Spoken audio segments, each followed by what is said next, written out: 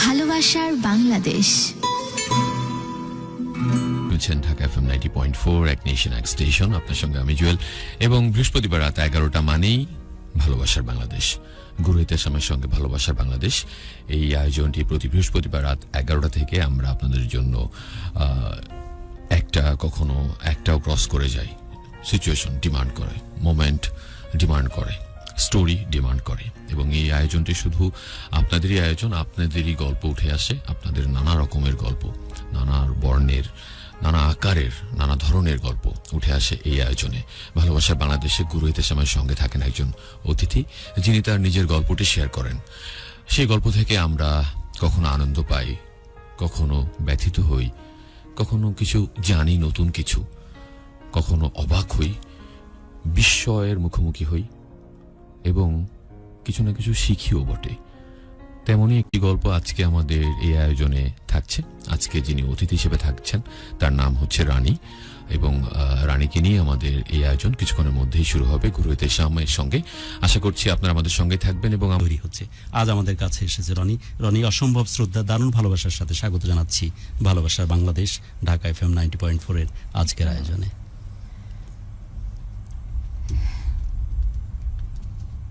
এত বড় দীর্ঘ নিঃশ্বাস রানী, ভালোবেসে তো মানুষ ভালো থাকে না। আচ্ছা, শুনতে চাই একদম শুরু থেকে। রানী, ছোটবেলায় আমার বাবা নেই, তো আমার যখন 1.5 বছর বয়স তখন আমার বাবা মারা যায়। আমার ভাই নেই, আমরা 4 বোন। তো আমি যখন থেকে একটু বুঝতে শিখলাম, বড় হতে শিখলাম, বড় হওয়ার পাশাপাশি আমি আমাদের জায়গা জমি নিয়ে আমি দ্বন্দ্ব দেখতে পাই। ওকে রানী, এই নামটা আমরা মেনশন করেছিলাম, ইটস আওয়ার মিস্টেক। আমরা রানী নামেই কন্টিনিউ করছি যেহেতু অ্যাকচুয়াল নাম তার রানী। ওকে, তারপর তো হয় এরকম জায়গা জমি নিয়ে সমস্যা। তো আমি আবার ক্লাস 8-এ যখন পড়ি তখন থেকে আমি টিউশনি করাতাম, পাড়ার ছোট ছোট বাচ্চাদেরকে অনেক টিউশনি করাতাম।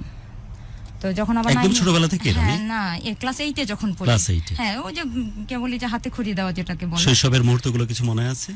শৈশবের ওইরকম কোনো মুহূর্ত আসলে ভাই আমার কষ্টের স্মৃতিগুলোই মনে আছে, সুখের কোনো পাইনি আমি সেখানে। যেহেতু আমার বাবা নেই, ভাই নেই, তো মায়ের কাছ থেকে যে পড়াশোনা, যেহেতু আমার বাবা মারা গেছে আমার 1.5 বছর বয়সে, তো সেখানে মাকে অনেক পরিশ্রম করতে হয়েছে। বিধা মাঠে ঘাটে তাকে কাজ করতে হয়েছে। আর আমার সব বড় বোন, আমি তার কাছে ছিলাম। বাই দ্য ওয়ে, তার জীবনের কথা বলতে কিন্তু সুদূর রংপুর থেকে ছুটে এসেছে আমাদের স্টুডিওতে। অসম্ভব শ্রদ্ধা রনির জন্য এই ঢাকা FM 90.4 অনেক সম্মানের সাথে আপনাকে আজকের এই অতিথি হিসাবে এই চেয়ারে এবং হট সিটে বসিয়েছে। এটা আমাদের জন্য দারুণ পাওয়া যে এত ভালোবাসা দিয়ে আপনি রংপুর থেকে ছুটে এসেছেন আমাদের কাছে। এটার জন্য আসলে আপনাদেরকে অনেক অনেক ধন্যবাদ দেওয়ার আমারও আছে যে আমি এরকম একটা সুযোগ, এরকম একটা প্ল্যাটফর্ম পেয়েছি যে আমার জীবন কাহিনী বলার জন্য। একদম প্রাণ খুলে কথা বলুন। হ্যাঁ, অবশ্যই। তো যাই হোক, টিউশনি করাতাম। তো এর মধ্যে আমি দেখলাম যে পরবর্তীতে মা গল্প করতো অন্যদের সামনে যে আমার এই মেয়ে, ছোট মেয়ে, মানে আমি আমার মায়ের দুধ আমি কি সেরকম আসলে পাইনি, যেটাকে আমার মা বলে যে আমি অনেক কষ্ট করে মানুষ হয়েছি, আমার বোনরাও অনেক কষ্ট করেছে, যেখানে আমার মাকে মাঠে ঘাটে কাজ করতে হয়েছে। তো সেই দিক থেকে আসলে আমি বড় হয়েও দেখতাম, যখন একটু বুঝতে শিখি তখন দেখি যে মা মাঠে গেছে, আমি মায়ের জন্য অপেক্ষা করতেছি কখন মা আসবে বা মায়ের একটু কোলে নেব। তারপর দেখা যাচ্ছে মা এসে ফ্রেশ হয়ে আমাকে নিয়ে, হয় না যে গ্রাম, তখন ওটা রুরাল ছিল, এখন হয়তো বা একটু শহরের দিকে এসেছি। তো যাই হোক, তখন মা আমাকে কোলে নিয়ে আশেপাশে বাড়িতে বসে গল্প করতো, বা 2 পা মেলে দিয়ে আমাকে পায়ের মধ্যে শোয়াই দিয়ে সে গল্প করতে, আমি ঘুমাচ্ছি, এরকম অনেক মনে আছে। তো এরকম দিনগুলো কাটার পর আমি যখন পড়াশোনা শুরু করলাম, তো আমার বড় বোনেরা কিন্তু পড়াশোনা করতে পারেনি। আমার বড় বোন প্রাইমারি পাস করার পর স্কুলে ভর্তি হওয়ার জন্য অনেক কান্নাকাটি করে, মানে অর্থের অভাবে আমার মা তাকে স্কুলে দিতে পারেনি। সে স্টুডেন্ট ভালো ছিল, তার হাতের লেখা আমি দেখেছি বড় হয়ে অনেক সুন্দর, আমার থেকেও হাতের লেখা তার অনেক সুন্দর ছিল। হ্যাঁ, তো যখন আমি দেখলাম যে তারপরে মানে বড় হয়ে টিউশনি পড়াতে শুরু করলাম, টিউশনি পড়ে আমি আমার নিজের পড়ালেখার খরচ আমি নিজে জোগাড় করেছি। ইভেন আমি তখন থেকে আমি আমার সংসারের টুকিটাকি জিনিস না থাকলে আমি সাপোর্ট দিয়েছি, বা মাকে হয়তো একটা শাড়ি, তখনকার ইনকাম থেকে শুরু করে, বুঝছেন। তো এটা হওয়ার পরে একদিন দেখলাম যে না, আমাদের জায়গা জমি নিয়ে বিশাল দ্বন্দ্ব, আমার ভাই নেই, বাবা নেই, সেদিক থেকে আমাদের সম্পত্তির মালিক আমরা না, ওকে, আমার কাজিনরা। তো এটা মানে কানা ঘুষা আমার কানে আসে, বা তখন আমি কি করি যে জায়গা জমির কাগজগুলো নিয়ে আমি সেটেলমেন্ট অফিসে যাই। জি জি, হ্যাঁ, সেটেলমেন্ট অফিসে গিয়ে দেখতে পাই যে না, জমিটা আমার মায়ের নামে রেকর্ড করা আছে, তাদের নামে নয় এটা। হ্যাঁ, তারপরে দেখি যে যেটা মানে আমার বাবারা ছিল 3 ভাই, সেখানে ভাগাভাগি করার মধ্যে তাদের কাছে বেশি, আমাদের কাছে কম। একদম তাই। এমদাদ লিখেছেন যে মুখ দেখতে পায় না, মুখ দেখার বড় শখ এমদাদের। এমদাদ না। নিজের মুখ আয়নাতে দেখ ভাই, কারণ করোনাকালীন সময় এটা মেনটেন করা ছাড়া আমাদের কোনো বিকল্প নাই। জায়গার বলেছেন যে ওয়েলকাম, এবং রংপুর কোথায় বাড়িটা জানতে চেয়েছেন। কেন জানা লাগবে? কালকে কি বাড়িতে গিয়ে হাজির করবি, টক টক করে আওয়াজ করে বলবি যে রনি, আমি সেই ব্যক্তি যে আপনার সাথে দেখা করার জন্য সুদূর অমুক জায়গা থেকে ছুটে এসেছি। ওকে, এবং মারুহা লিখেছেন সুলতানা লোনা যে নাকি গুরু, নাকি গুরু নাকি গুরু, আই ডোন্ট মাইন্ড অ্যাকচুয়ালি। গয় রস্যকার দাও অথবা না দাও, যদি রস্যকার না দাও কখনো দেখবো যে কোনো রাস্তাঘাটে মাঠে ঘাটে হয়তো চড়ে বেড়াচ্ছি, আর যদি রস্যকার দাও তাহলে পাহাড়ের কোনো জঙ্গলে বসে হয়তো ধ্যান করতেছি। এবং উপভোগ করেন এই কথাটা লিখেছেন। এবং সাজ্জাদ হোসেন লিখেছেন লাভ ইউ, এবং অনেকে টেক্সট করতেছেন বাড়ি কোথায় এটা জানবার জন্য এবং চেহারা দেখবার জন্য পাগল হয়ে গেছে এই পাগল আদমি। সবাইকে অসম্ভব ভালোবাসা। রনি, তারপর আমি সেটেলমেন্ট অফিসে গিয়ে তো দেখলাম এই অবস্থা। তো তখন আমার এক দুলাভাই, জমির এই সমস্যা হ্যাঁ, ছিল, রাইট? হ্যাঁ। আমরা সরাসরি আপনার গল্পের দিকে আস্তে আস্তে করে যেতে চেষ্টা করছি, কারণ সময় খুব কম।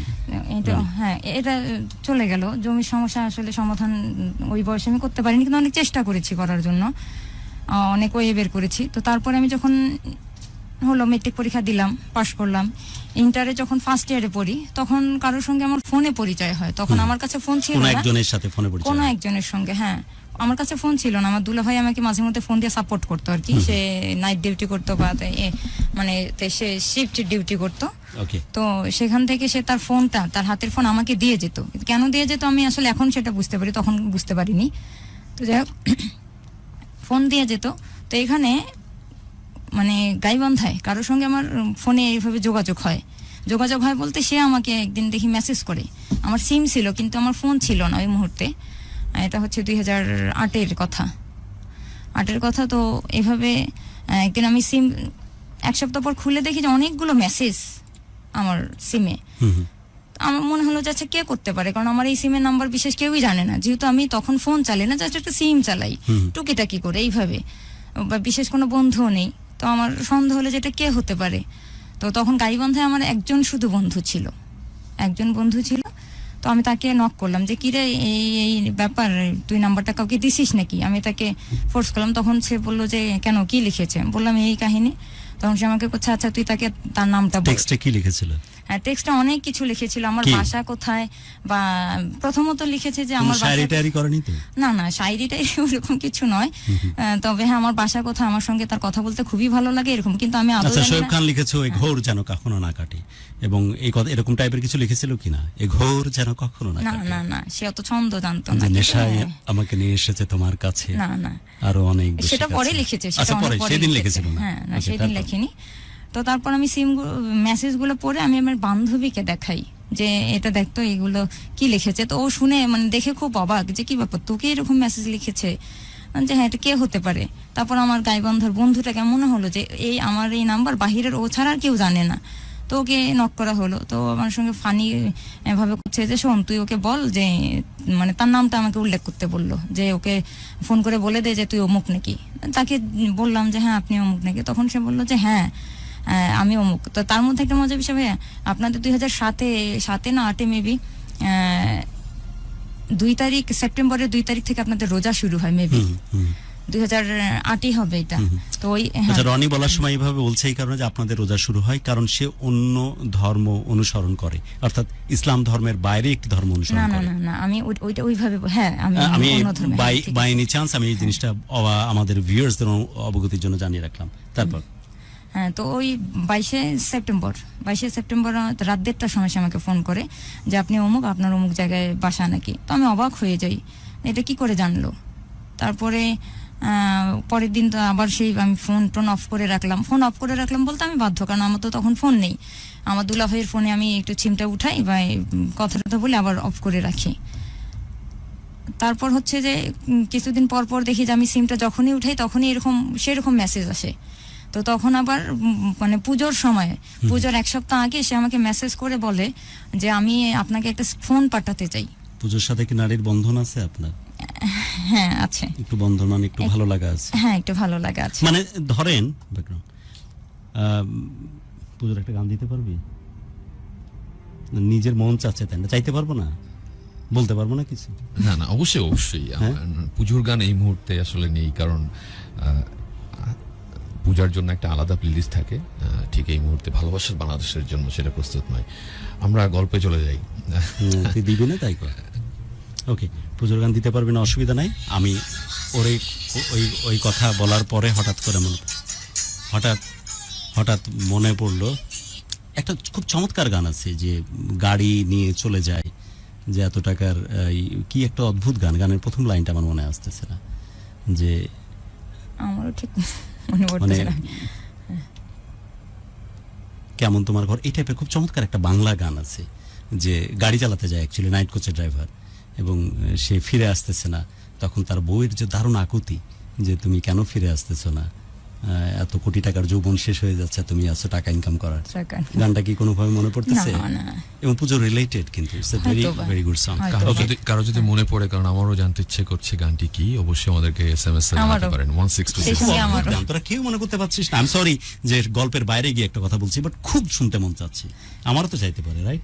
না, আমাদেরও ইচ্ছে করছে এই মুহূর্তে, যে লক্ষ টাকার যৌবন শেষ হয়ে যাচ্ছে, তুমি কেন নাইট কোচে ড্রাইভার হয়ে চলে যাচ্ছ, আমি তোমার জন্য ওয়েট করতেছি। এরকম খুবই ক্রিস্পি হলেও খুবই মিনিংফুল লিরিক বোধহয় ব্যাপারটা।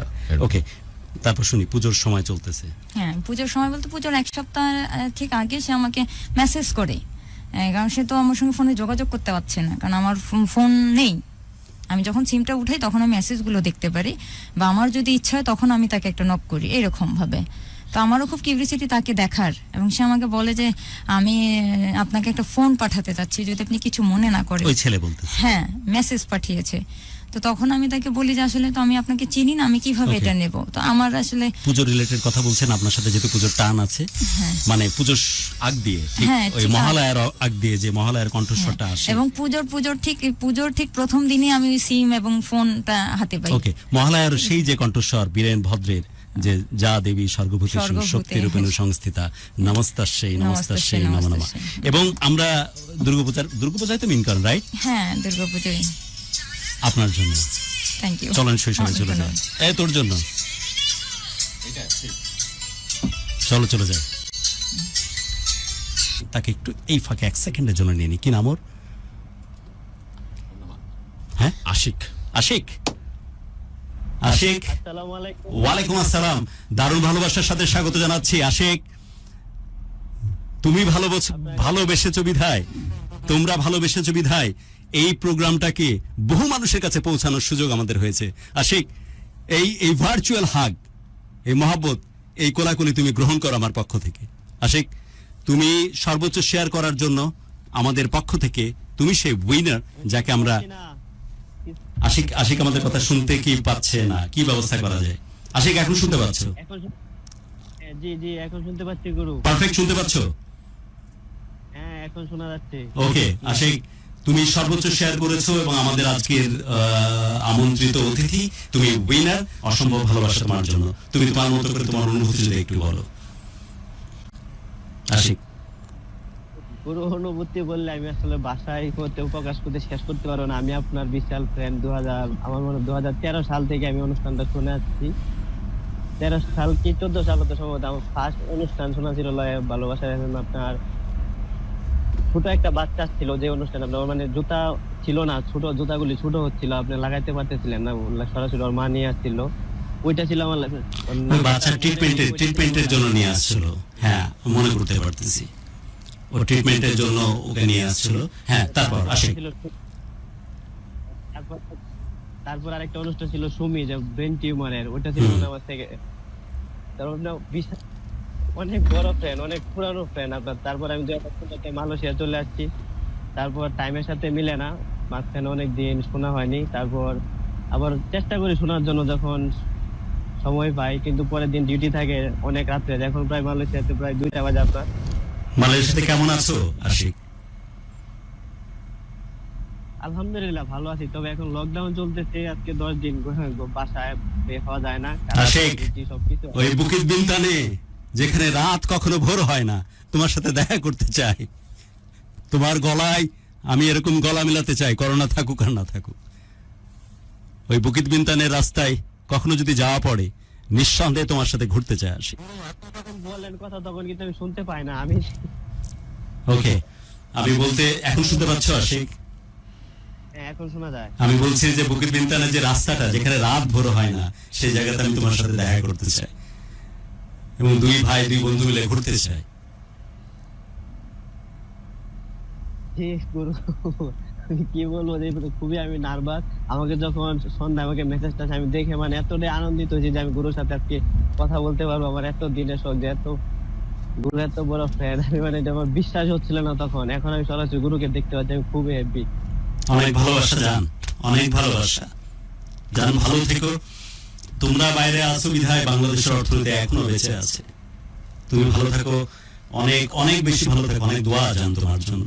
যদি কখনো একটু ইন্টার যেখানে আমি আপনি অনেক ভালো থাকেন, আপনাদের সবার জন্য দোয়া করবেন, আমরাও দোয়া করি আপনি অনেক ভালো থাকেন। তো হ্যাঁ, আপনাকে অনেক মিস করছি আমরা আপনাকে জান, অনেক ভালোবাসি। বিশ্বাস কর, আমার জীবনের একমাত্র অর্জন হচ্ছে তোমরা, যারা আমাকে কোনো কারণ ছাড়াই ভালোবাসে। আমি নিজেও এর কারণ খুঁজে পাই না, আমার কথা আমার বাক্য কোনো কিছু সঠিক না, তারপরও তোমরা আমাকে কোনো কারণ ছাড়াই ভালোবাসো। জান, দেখা হবে একদিন অনুষ্ঠান। ওকে গুরু, আমি অপেক্ষা কোনো একদিন আপনার প্ল্যাটফর্মে আমি উপস্থিত হবো, এই প্ল্যাটফর্ম অতিথি থাকবো একদিন। ওকে জান, ওয়াদা রাহা, একদিন অবশ্যই দেখা হবে। অনেক ভালোবাসা তোমার জন্য আশিক, এভাবেই ভালোবাসো আর আমাদের পাশে থাকো। যারা সর্বোচ্চ শেয়ার করতেছো তাদের সাথে আবার দেখা হবে নেক্সট প্রোগ্রামে। এই পর্যন্ত আমি বিদায় নিচ্ছি, এবং আমি তোমার সাথে কথা বলা অবস্থায় স্পেশালি আমার হোটেলের ওই লবির কথা মনে পড়তেছে, যেখান থেকে টুইন টাওয়ারের ওই অংশটুকু দেখা যায়, এবং বুকিত বিনতানের ওই জায়গাটা আমার কাছে খুব ভাইব্রেটিং মনে হয়েছে, খুবই অদ্ভুত, যেখানে রাত ভোর হয় না। দিনটা মালয়েশিয়ার, হ্যাঁ একদম, আমি ওইটারই কথা বলতেছি। এবং আমি যদি ভুল না করে থাকি, স্পেশালি পাহাড়ের উপরে যে ক্যাসিনোতে আমি যাইনি, মানে ওইটা কি Genting highland, right? Genting highland. হ্যাঁ, কুয়ালালামপুর থেকে গ্যাংটিং হাইল্যান্ডের যে রাস্তাটা এবং আশপাশের যে দৃশ্য, কি অদ্ভুত দেখতে। একদিন নিয়ে যাও আমাকে আরেকবার। অসম্ভব গুরু, আসেন আপনি, আমি জান আমাকে একদিন নিয়ে যাও ওইখানে। আমি ক্যাসিনোতে ভয়ে ঢুকিনি, বা তোমাকে নিয়ে ঢুকবো একবার, যা নিয়ে যাও। আমরা এগুলো যাই না তো গুরু, আমার অনেক রকম ভাগ্য হয়েছে গ্যাংটিং যাওয়া, তারপরে আপনার ক্যামেরন হাইল্যান্ডে যাওয়া। কারণ আমি যে কাজটা করি ডিউটি, আমার মানে গাড়িতে ঘোরা হয়, প্রায় প্রতিদিনে ঘোরা হয় পুরো আল্লাহর রহমতে, মানে পুরো মালয়েশিয়া একদম একবার ঘুরে ফেলি। গ্যাংটিং হাইল্যান্ডের যে পাহাড় এবং স্পেশালি উপর দিয়ে মেঘ ছুঁয়ে যাচ্ছে মানুষকে, অদ্ভুত সুন্দর। কোনো একদিন দেখা হোক তোমার সাথে। পাহাড়ে উঁচু নিচু রাস্তা, একদম তাই। সম্ভব ভালো লাগে। জান, ভালো থেকো, অনেক ভালোবাসা তোমার জন্য।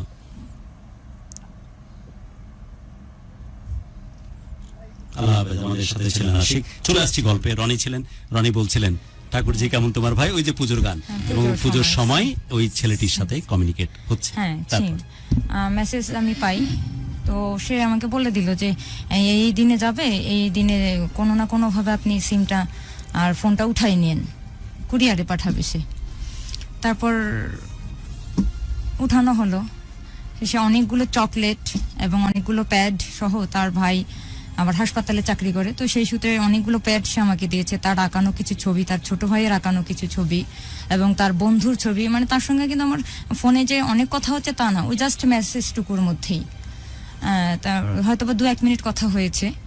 তো ওগুলো পাঠানোর পর আমি তখন থেকে তার সঙ্গে আমার কন্টিনিউ কথা বলা শুরু হয়। অনেক অনেক কথা হতো, সারাদিনে অনেক কথা হতো। তো কোনো একদিন আমি তাকে প্রশ্ন করি, আপনি এত কথা আমার সঙ্গে কেন বলতেছেন? আমি আপনাকে দেখিনি বা আপনিও আমাকে দেখেননি, কিসের জন্য এত কথা? তো তখন সে বলে যে না, আমার ভালো লাগে কথা বলতে, আমার ভালো লাগে কথা বলতে। তো তখন মানে আমার ভয়ে যে হতো অনেক রকম কথা হতো যে আমার বাসা কোথা ভাই এরকম, তারপর আমি পড়াশোনা কিরকম করতেছি বা তার তোমার সম্বন্ধে বন্ধুদেরকে তখন নিয়ে। জেনে ফেলেছে কি যে তুমি, ও তো হ্যাঁ, দুইজন দুই দিকের। দুই দিকে দুই দিকের, এটা হ্যাঁ। অলরেডি জেনে ফেলেছে। হ্যাঁ, Okay, জেনে তারপর? ফেলেছে, সে জেনেই এরকমটা করেছে এবং সে Okay. তার বন্ধুকে বলছিল যে দেখ আমার তো এই ধর্মে দিয়ে আছে Okay, বা আমার তারপর? এরকম একজনকেই তারপর? ছিল। তো তখন তো যাই হোক এভাবে হয়। তো লাস্ট মোমেন্টে তার সঙ্গে আমার দেখা হয়, 6-7 মাস পর তার সঙ্গে আমার দেখা হয়, যখন আমি 6-7 মাস ফোনে কমিউনিকেট করছো? হ্যাঁ স্বপ্ন নিজেকে কন্ট্রোল করতে পারতেছিলে যে এতদিন দেখা হচ্ছে না, ফাইনালি 7 মাস পর? হ্যাঁ, ফাইনালি 7 মাস পর। অনুভূতি কেমন ছিল রানী? অনুভূতিটা ছিল অন্যরকম। কিরকম? না, তখন পর্যন্ত কিন্তু তার সঙ্গে আমার সেই রকম একটা সম্পর্ক যায়নি, জাস্ট বন্ধু হিসেবে কথা যায়নি, বলছি। বাট যখন হ্যাঁ। দেখা হওয়ার ব্যবস্থা হচ্ছে তখন কেমন লাগছে? হ্যাঁ, তখন তো আমার ভিতরে ভয় ছিল, তখন আমার বয়সটাও কম ছিল বা এখনকার মতো এত ছিলাম না। যে এখন যেমন চঞ্চল বা একটু ভয় ভীতি কম আছে, তখন কিন্তু এটা ছিল না। তো যাই হোক আমার বান্ধবীকে বললাম, আর আমার আরেকটা বিষয় হচ্ছে যে ও আমাকে যা যা পাঠাতো বন্ধু হিসেবে, আমার ওই বান্ধবীকেও তা তা পাঠাতো। তো মাঝে মধ্যে আমি অবাক হতাম, আচ্ছা আমাকে বন্ধুত্ব তো আমার সঙ্গে, ওকে কেন এত কিছু পাঠাবে, মানে আমাকে যেটা পাঠাচ্ছে মানে ঠিক তাই সে তাকেও পাঠাতো। তো আমি তার কাছে প্রশ্ন করি এটা কেন ওকে দিচ্ছেন, তখন করছে যে কেন তুমি কি মাইন্ড করো, যে না আমি মাইন্ড করি না, কিন্তু আমার জানতে ইচ্ছে করে যে আসলে কি দুইজনই আমরা একই জায়গায় আছি আপনার, আর যদি থেকে থাকি তখন আমার জেলাস হবে। আমি তাকে মন থেকে এই কথাটা বলি। তো তখন হচ্ছে যে না সেরকম কিছু না, বা আমি তোমাকে যতটা অন্যভাবে দেখি তাকে ওইভাবে দেখি না। তো তখন আমি ওইভাবে নেইনি বিষয়টা, আমি ভাবছি যে না হয়তো আমার বন্ধু হিসেবে তাকে ভালোবাসে, এই জন্যই সে তাকে দেয়। তো লাস্ট পর্যায়ে যখন দেখা হলো আমার সঙ্গে তার, আমাদের ওখানে একটা কলেজ আছে হচ্ছে পলিটেকনিক্যাল সরকারি কলেজ, কলেজের অপোজিটে তিস্তা ছাত্রাবাস আছে, ছাত্রাবাসের মাঠে তারা বসেছিল শীতের দিন, সে তার বন্ধুদেরকে নিয়ে। 7 মাস পর দেখা হচ্ছে, কিন্তু হ্যাঁ, 7 তোমার মাস অবস্থা কিন্তু সেরকম, হ্যাঁ, চরম আগ্রহ, রাইট? হ্যাঁ অবশ্যই। ফাইনালি তো আমি জানি যে আমার সঙ্গে দেখা শাড়ি টাড়ি হওয়ার পর- পরছিলা নাকি না সালোয়ার? না ওরকম কিছু না, আমি শাড়ি টাড়ি পরতে অতটা ভালোবাসি না। তো দেখা যাচ্ছে যে মানে আমি জানি যে আমার সঙ্গে দেখা হওয়ার পর তার বন্ধুত্বটা টিকবে না, সে যতটা আগ্রহ নিয়ে আমার সঙ্গে দেখা করতে আসতেছে এটা সম্ভব নয়। তো যাই হোক যখন আমি দেখলাম যে তারা মাঠের কানিতে 4 জন বসে আছে, সেই শীতের দিনে রোদ্রে তারা বসে আছে। তো আমি এই দিক থেকে যখন ওখানে ওটা হেয়ারিং এর রোড ওটা, তো রিক্সা থেকে নেমে, তখন অটো ছিল না, তখন তো রিক্সা, আমি রিক্সা থেকে নেমে সরাসরি তাদেরকে হাত ইশারা করতেছি যে আমি সেই, হ্যাঁ আমি সেই, হ্যাঁ। তো সে না এসে তার এক বন্ধু আছে, আসলে তার নামটা আমি বলেই ফেলি এখানে, রূপম ভাইয়া। সবই বলে ফেলো, এখানে সত্য বলার জায়গা। এটার নাম ঢাকা FM 90.4। না, রূপম ভাইয়া। তো রূপম ভাইয়া কাছ থেকে এসে আমাকে দেখে করছে যে তুমি কে, মানে তারা আমার সঙ্গে ফোনে কথা বলতো, তো সেই দিক থেকে তারা আমাকে সরাসরি তুমি করে কথা বলে। তো বললো যে তুমি কি সেই, আমি যে হ্যাঁ আমি সেই। তখন ওকে ডাকলো, ও কাছাকাছি এসে মানে আমার চোখের দিকে চোখ রাখতেইছে না, এরকম মানে লজ্জায় সে মানে নুয়ে পড়তেছে, এরকম একটা অবস্থা। তো ওখান থেকে এখন রূপম ভাই আমাকে করছে যে এখান থেকে কি কোথাও যাওয়া যায় একটু অন্যভাবে কথা বলার জন্য। তো আমি চিন্তা করলাম যে হ্যাঁ যাওয়া যায়। ওই ছেলেটি, মানে ছেলেটির নাম কি? ছেলেটির বন্ধু। আচ্ছা, ওর নাম কি? রূপম।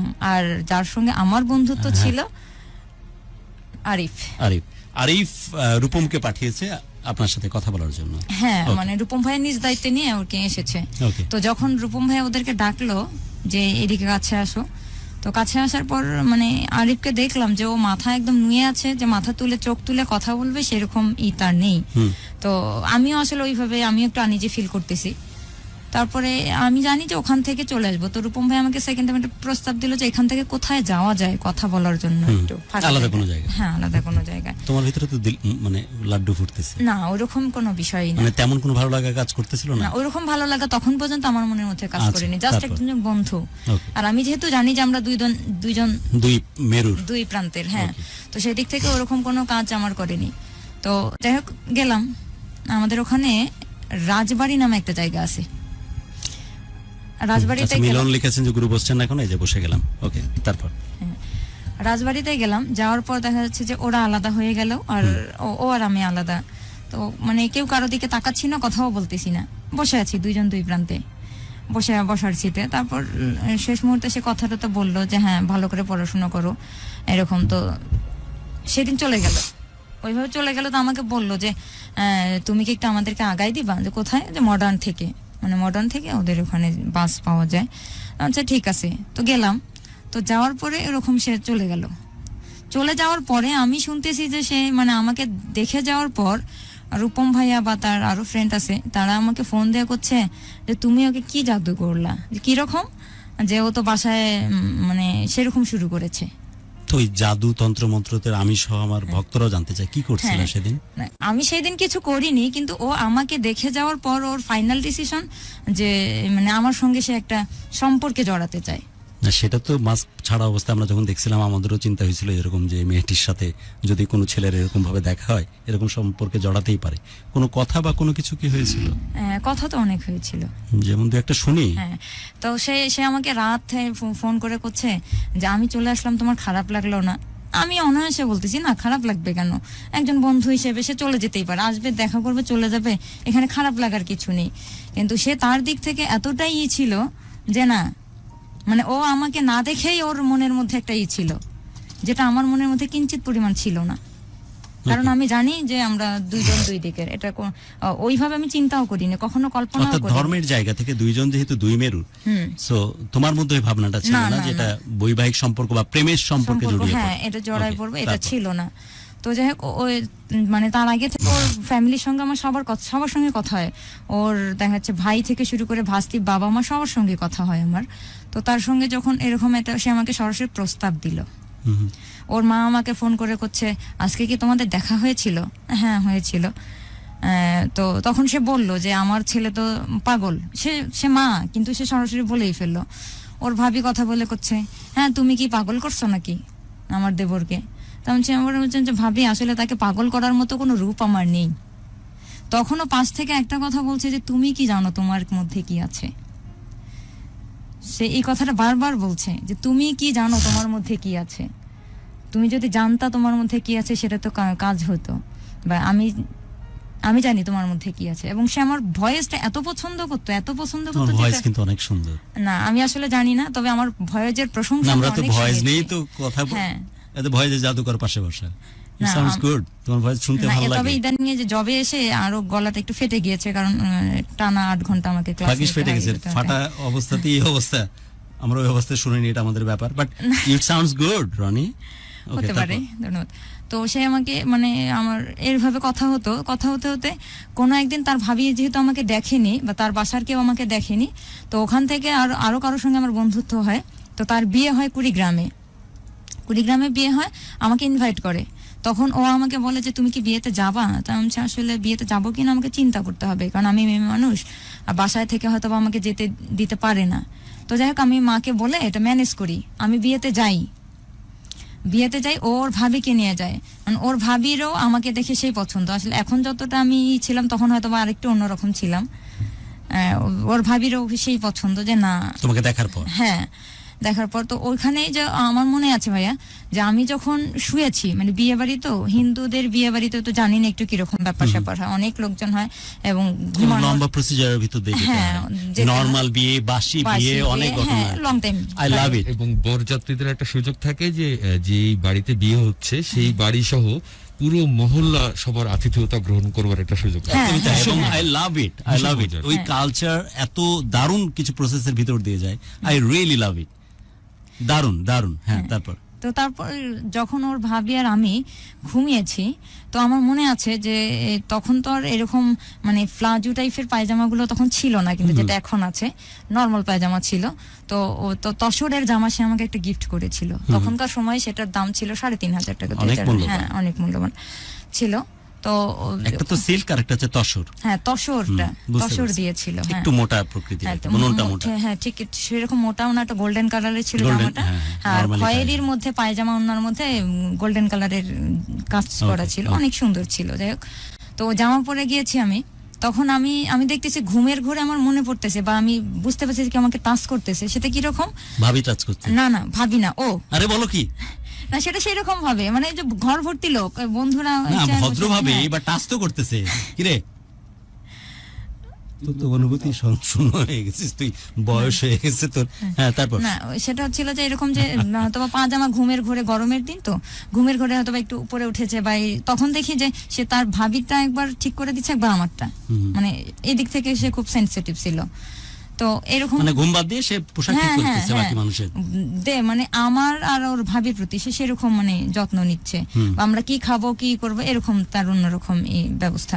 তো বিয়ের বাড়ি থেকে আসলাম, আসার কিছুদিন পর আমার পরীক্ষা আমার শেষ হলো, ইন্টার পরীক্ষা তার মধ্যে আমার শেষ হয়, পাশও করি। যখন পাশ করলাম তখন তার কথা হচ্ছে যে আমি ভর্তি হব হচ্ছে রংপুর সরকারি কলেজে, আর সে আমাকে ভর্তি হতে হচ্ছে বেগম রোকেয়াতে। আমার কথা, আমি বেগম রোকেয়াতে হব না, আমি সরকারিতে হব। তো এটা নিয়ে তার আর আমার মধ্যে ছোটখাটো একটা দ্বন্দ্ব হয়। ওকে, হ্যাঁ, তখন আমি তার আগে থেকে বুঝতে পারতেছি যে না, ও আমাকে এরকম ভাবে পছন্দ করতেছে। কিন্তু তখন আমি তাকে অনেকভাবে বুঝাই যে দেখেন এটা সম্ভব না, এটা কি করে সম্ভব। আর তখন অবধি আমার ঘরে আমার বোন ছিল বিয়ে হওয়ার, তো এদিক থেকে যেহেতু আমরা দুই দিকের, তো এটা সম্ভব ছিল না। আমি তাকে অনেকভাবে বোঝানোর চেষ্টা করি। তো তার জাহাঙ্গীর আহমেদ লিখেছেন যে গত প্রোগ্রামে মুখ দেখানি আজও তাই। গত প্রোগ্রামে যে মেয়েটি আসছিল তাকে কথা দিয়েছি যে ও সাকসেস স্টোরি নিয়ে খুব শীঘ্রই আসবো, এবং মুখটা দেখে তোমরা ফিদা হবে। কয়েকজন হয়তো প্রেম করার জন্য ইন অ্যাডভান্স প্রপোজাল দিয়েও রাখছো আমার যদ্দূর মনে হয়। আর আজকে যে ঘটনা সেটি সত্যি যে করোনাকালীন সময় আমাদের কাছে কড়া ইনস্ট্রাকশন আছে, স্পেশালি মিডিয়াতে যেন আমরা মাস্কটা মেনটেন করি, এটা করা উচিত। আমি যেহেতু একটু খারাপ প্রকৃতির মানুষ, আমি মাস্ক ছাড়া আছি, এই কারণে মাস্কটা পরা। না, আপনি একেবারে সেটা না, আপনাকে নিরাপত্তা দেওয়ার জন্য আমরা আসলে মাস্ক পরি। বাহ বাহ বাহ বাহ বাহ বাহ বাহ, ওকে কিছু নিয়ে এসে দে, একটু চিনি দিয়ে চা বা অন্য কিছু, বা মালাই মার্কে কিছু দধি বা কিছু। তারপর রনি, হ্যাঁ, তো এরকমটা হয়। তারপরে দেখা যাচ্ছে যে আমরা বিয়ে বাড়ি থেকে ফিরে এলাম, ফিরে আসার পরে যে মেট্রিক ইন্টার পাস করলাম, কলেজ ভর্তি নিয়ে একটা দ্বন্দ্ব হচ্ছে। পরবর্তীতে দেখা যাচ্ছে তার অন্য কোনো বন্ধুদেরকে দিয়ে এসে আমাকে বোঝাচ্ছে যে না, ওখানে যাও না, অন্য কলেজে, মহিলা কলেজে ভর্তি হও। তো আল কামাল লিখেছেন যে গুরু শার্টের বোতাম খোলা কেন, খুব বেশি গরম কিনা? আচ্ছা, লাগাই ফেললাম, এত দেখতে হয়। আচ্ছা, খুলে ফেললাম। হ্যাঁ, ওকে। ও বেল্ট নিয়ে কথা কি? বেল্ট কেন? কি বেল্ট কেন লুপের মধ্যে ঢুকায়নি? হাই রে আল্লাহ। আচ্ছা, ঠিক আছে, লাগ, এই যে বোতাম লাগাই দিলাম। ওকে, তারপর সরি। তারপর ভাইয়া হলো যে এটা নিয়ে তার বন্ধুরা আমাকে যথেষ্ট ফোন করতেছে যে কেন এটা করতেছো, মানে ওটা নিয়ে বাসায় এসে কান্নাকাটি, কেন রংপুর সরকারি কলেজে ভর্তি হবে, কারণ সেখানে ছেলে মেয়ে উভয় থাকে। তখন আমি বন্ধুদের সঙ্গে শয়তানি করে বলতেছিলাম যে ভাই, ওকে পাগল নাকি, আমার মতো একটা মেয়েকে কে পছন্দ করতে পারে। তখন ওর বন্ধুরা একটা কথাই বলছে যে দেখো, ও যেটা তোমার মধ্যে পেয়েছে সেটা যে আর কেউ পাবে না তা কি করে তুমি বলো। এবং দেখা যাচ্ছে যে ও যেটা পেয়েছে, ও যেভাবে তোমাকে খুঁজেছে, অন্য কেউ তো তোমাকে সেভাবে খুঁজতে পারে। আচ্ছা, না, এটা নিয়ে এত ভয় পাবার কিছু নেই। মানে আমি যখন বুঝতে পারলাম যে না, ও আমার দিকে অন্যরকম ভাবে আকৃষ্ট হচ্ছে, তখন আমি বিষয়টাকে অ্যাভয়েড করার চেষ্টা করি ভাইয়া। ওকে, হ্যাঁ, যথেষ্ট ভাবে অ্যাভয়েড করার চেষ্টা করি। আর আমি তখনও চাচ্ছিলাম যে আমার বোনদের বিয়ে শাদী হয়ে যাক, তারপর যদি বিষয়টা অন্যরকম হয় তো হবে, কিন্তু ততদূর পর্যন্ত আর সম্ভব হয়নি।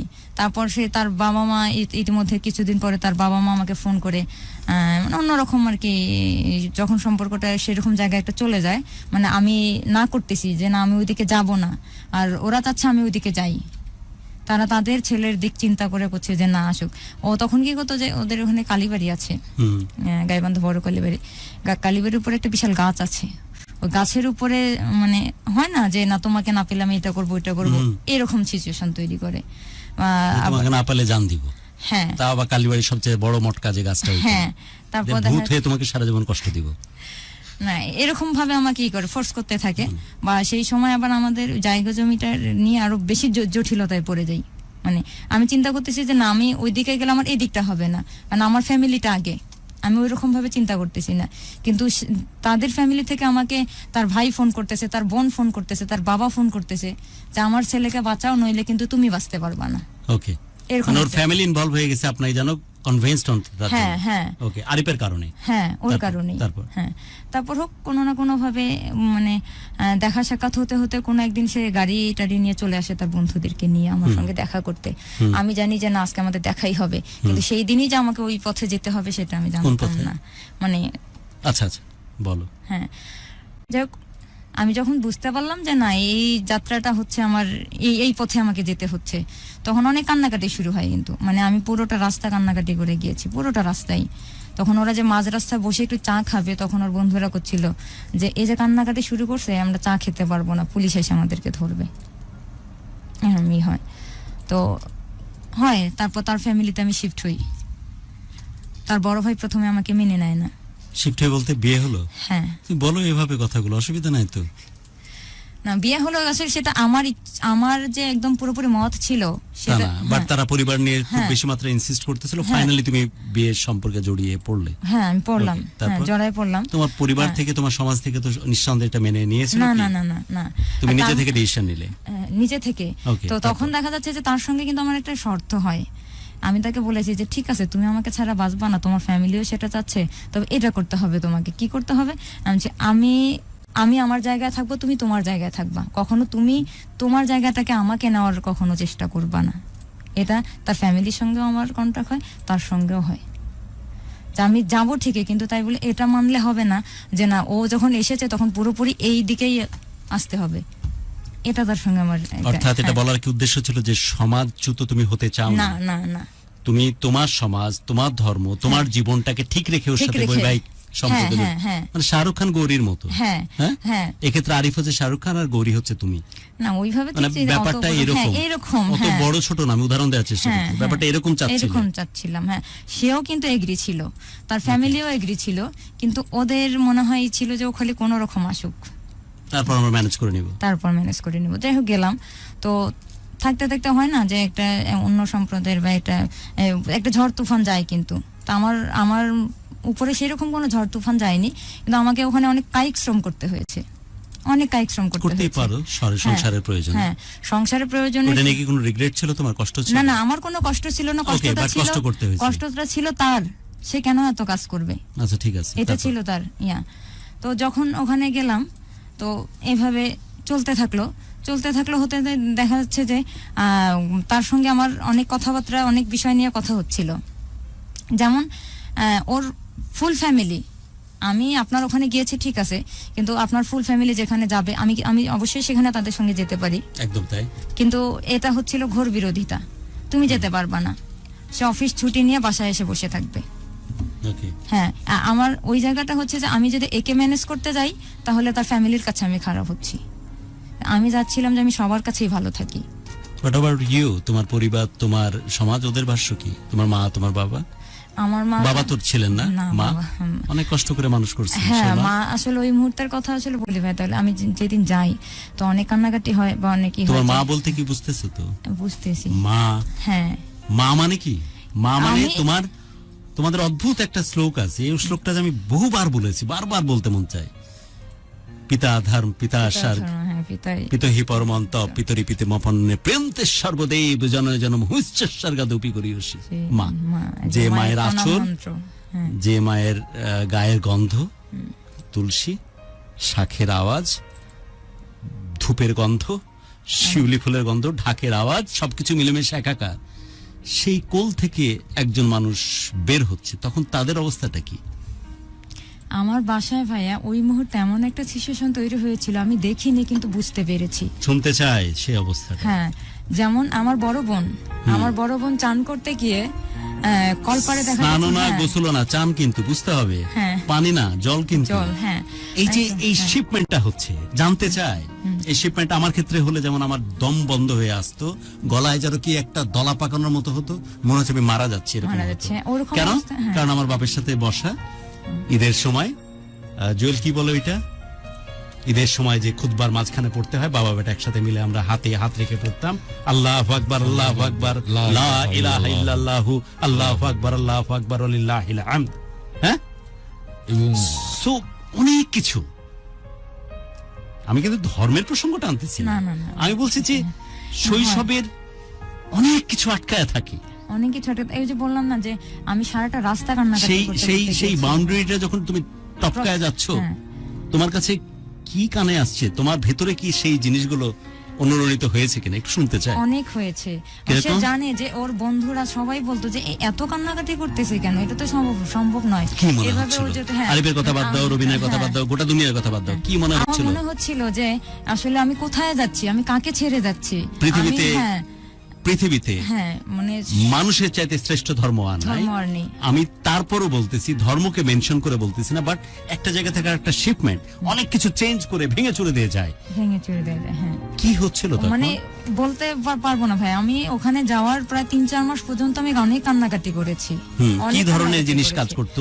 যেমন কাজ করতো যে আমি বোন কি এই- বলতো? হ্যাঁ, মায়ের কোন গল্পগুলো হ্যাঁ, আসতো? যেমন আমি মা কিন্তু এসে একটা খোঁজ নিত যে ও কলেজ থেকে আসেনি। যেমন আমি কলেজ করেছি ভাইয়া, আমি যখন ইন্টারে পড়ি, যখন আরিফের সঙ্গে আমার পরিচয় হয়নি। আপনাদেরকে এই ফাঁকে বা জানিয়ে রাখি, আমি অসম্ভব শ্রদ্ধা করি যারা আপনাদের এই ধর্মকে বিলংস করেন, স্পেশালি মেয়েদেরকে। দাঁড়িয়ে শ্রদ্ধা জানাচ্ছি, শ্রদ্ধা জানাচ্ছি। কারণ মা জাতিটাকে এরা দেবীর এমন একটি জায়গাতে নিয়ে যে বসিয়ে রাখেন, এবং তারা তাদের সন্তান এবং সংসারের জন্য যে পরিমাণ কন্ট্রিবিউশন করেন, কল্পনাতীত। বাংলাদেশের প্রত্যেকটি ঘরে এই যে ধর্মের কথাগুলো আসছে, সেই ধর্মের মায়েরা যে পরিমাণ রিপ্রেজেন্টেশন করেন তাদের সন্তান, তাদের পরিবারটাকে দাঁড় করিয়ে দেওয়ার জন্য, অসম্ভব রকমের শ্রদ্ধা লাগে এই মানুষগুলোকে নিয়ে। এই স্যাক্রিফাইসের প্রেক্ষিতে একটা মানুষ সেগুলোকে পার করে দিয়ে ভালোবাসার হাত ধরে দূরে চলে যাচ্ছে, রাইট? হ্যাঁ, এবং আপনি নিরবিচ্ছিন্নভাবে সেই মানুষটির কষ্টের কারণ হচ্ছেন। অবশ্যই। একদম। তখন কি ফিল হচ্ছিল, কি ধরনের ফিল হতো মাকে নিয়ে? তখন আমার ফিল হতো যে আমার মা, আমার হয়তো আমি না জানি আমার মা কি করতেছে, এবং আমার মা আমি যখন কলেজ থেকে ফিরি, বা আমার কলেজ থেকে ফিরতে কিন্তু আমার সন্ধ্যা পার হয়ে যেত। কেননা আমি কলেজ থেকে আমি হেঁটে হেঁটে বাসা ফিরতাম। কলেজ থেকে বের হয়ে গিয়ে আমি কম্পিউটার ক্লাস করতাম, কম্পিউটার শিখতাম। হ্যাঁ, তারপরে ওখান থেকে বের হয়ে আমি একটা টিউশনি করাতাম। ও টিউশনিটা করানোর পর আমি বাসায় ফিরতাম। তো বাসায় ফিরতাম, তো তখন মা দেখি যে মাও তো মানুষের মাঠে ঘাটে কাজ করার পরেও এসে দেখি যে মা রাস্তায় দাঁড়ায় আছে, আমি এখনো কেন নেই, বা আজকে এত দেরি হচ্ছে কেন। হয়তো হয় না যে আজকে একটু আরো 5 মিনিট 10 মিনিট বেশি যোগাযোগ করে। নাই, কিন্তু দেখার জন্য বসে আছে, বুঝার জন্য। না, এটা আমি যখন ইন্টারে পড়ি তখন। আচ্ছা, ওই সময়। হ্যাঁ, Okay, ওই please, আমার carry on. মনে হচ্ছিল। ওকে। ওই মুহূর্তে আমার মনে হচ্ছিল যে আমি কি করতেছি, এটা তো ঠিক না, বা আমি নিজেও করতেছি না, কিন্তু যে আমি একদম খুশি মা কি হয়ে করতেন করতেছি। তখন? দাঁড়িয়ে থাকতেন? হ্যাঁ, মা দাঁড়িয়ে থাকতো যে ও এখন আসতেছে না, বা আমি যখন আসছি, বা মা বারবার জিজ্ঞেস করতো কি খাবি, বা আমি না খেয়ে আবার মানে বাসায় এসে কোনো রকম ড্রেসটা চেঞ্জ করে আবার আমি মানে পড়াতে যেতাম, কারণ অনেকগুলো টিউশনে আমি করাতাম। তো যা করাতাম, তখন মা আবার ওই তাদের বাড়ি গিয়ে খুঁজতো যে কোথায় আছে, তো এসে তো খাইলো না, ও সেই সকালবেলা না খেয়ে গেছে। এরকম অনেক দিন আমার এরকম কেটেছে ভাই, অনেক দিন, যেটা মানে সেটা বলা বাহুল্য, বুঝছেন? অনেক দিন। বলেন, কাঁদেন, ঠিক আছে, ওই দুঃখের কথা অনেকই জানান। আপনার মা হয়তো কোনোদিন এই প্রোগ্রাম জানুক যে আপনার ভেতরে কি পরিমাণ রক্তাক্ত হয়েছে, এটা জানা উচিত। এটা কোনোভাবে তার প্রাপ্য ছিল না, ছিল না ভাই, কোনোভাবে প্রাপ্য ছিল না। ছিল না। আপনি এটা আমি করতে বললাম, পারেন না। হ্যাঁ, তো যে আমি যখন ওখানে যাওয়ার পরেও আমি খুশি হ্যাঁ, না, আমি নিজে যে কেন ধর্ম খুশি? বিলংস আমি- করি সে ধর্মে আসার জন্য আমি খুশি না। কারণ আমি কারো কষ্টের কারণ হয়ে আসুক সেটা আমি কোনোভাবেই, কোনো দীর্ঘ নিঃশ্বাস স্রষ্টা হয়তো পছন্দ করেন না, আমি জানি না, ভুলও হতে পারে, স্রষ্টা মাফ করে দেন, স্রষ্টাও হয়তো পছন্দ করেন না।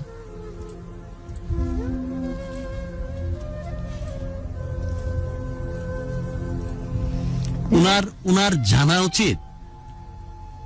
কিন্তু আমার মা এটাও জানে ভাইয়া যে আমি স্বইচ্ছায় ওখানে যাইনি, কারণ যে সময়টা আমি গিয়েছি সেই সময়টা আমার জায়গা জমির কাগজপাতি নিয়ে আমি দৌড়াদৌড়ি করি, এবং আমার পাশে আমি ব্যথিত আর কেউ কিন্তু নেই, কারণ আমার মা জানে যে ও অনেক বোঝে, কারণ ও তখন থেকে আপনার আমার বড় কমিউনিটি, করে আপনার মা এবং হ্যাঁ। পুরো পরিবার বা যারা আছে তারা হয়তো দেখবে এবং জানবে। একটু বলেন আপনার ভিতরে কেমন চলতেছিল এই সময়টুকুতে? মানে এটা বলে বোঝাতে পারবো না। বলুন, বুঝান। অনেক কষ্ট হচ্ছিল ভোট আমার, দিয়েছেন অনেক, আপনি, কষ্ট হ্যাঁ। সেটা আপনি জানান যে আপনার ভিতরে কি তো যখন চলতেছিল। আমি ওই যে যখন আমাকে সিগনেচার নেয় ওদের একটা মানে উকিলের কাছে গিয়ে সিগনেচার নেয়, আমি ওটাতে দেবো না ভাইয়া, আমি বলছি না আমি এটাতে কোনো সিগনেচার দেবো না, কারণ আমি এটাতে আসতে চাচ্ছি না। তখন মানে ওর এক ছোট ভাই এসেছিল, সে আমাকে আলাদা করে করে অতগুলো লোকের মাঝে এসে আমার পাশে এসে বসে আমাকে অনেকভাবে বোঝানোর চেষ্টা করতেছিল, ঠিক আছে? সে আমাকে অনেকভাবে বোঝানোর চেষ্টা করতেছিল যে দেখেন আপনি যখন এসে গেছেন তখন এটাকে মেনে নেন। আমি বলছি না, আমি এটাকে মানতে পারবো না, মানে অনেক অনেক কান্নাকাটি করতেছে, এবং তখন আমার গলা বসে গেছে, আর আরিফ ও কিছুই বলতেছে না, ওর মতো, ও যে কোথায় আছে, আমি যে মাথা তুলে এইদিক ওদিক তাকাবো, আমি কোথাও তাকাচ্ছি না, আমি যে মাথা নুয়ে আমি কান্নাকাটি করতেছি, তো সেই কান্নাকাটি। এবং সেই রাতটা অনেক বৃষ্টি হয়, যখন আরিফের বাসায় আমি গেলাম, তো তখন দেখা যাচ্ছে যে অনেক বৃষ্টি, তো রাতটা মানে কান্নার শব্দ মনে হয় যে ওই বৃষ্টিকে ভেদ করে, বৃষ্টি শব্দ ভেদ করে ওর বাবা মার ঘরে পর্যন্ত গিয়েছে। পরে ওর বাবা ওকে ডাইকা বলতেছিল যে ও এত কান্না করতেছে কেন, ওকে কিছু খাওয়াও, ঠিক আছে।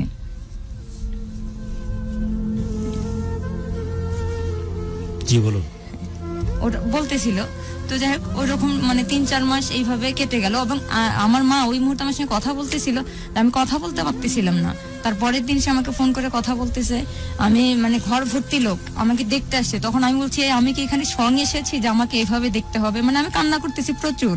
এদিকে মায়ের সঙ্গে কথা বলতেছি, এদিকে ওর ভাগ্নি আছে, ওর ভাগ্নি ওর বান্ধবীদের নিয়ে এসে হৃদয় কুমার রায়, আপনাকে উদ্দেশ্য করে বলছি, যে টেক্সটটি করেছেন সেটা আমি পড়তে চাচ্ছি না, বাট আপনাকে উদ্দেশ্য করে বলছি যে আমরা সবকিছুর ঊর্ধ্বে থেকে আমরা মানবতার জয়গান হোক, মানুষ সবার চাইতে শ্রেষ্ঠ এবং সঠিক যে জিনিস সেগুলোই বলার চেষ্টা করি। হৃদয়, আপনি অনুষ্ঠান শেষ পর্যন্ত থাকুন, হৃদয় কুমার রায়।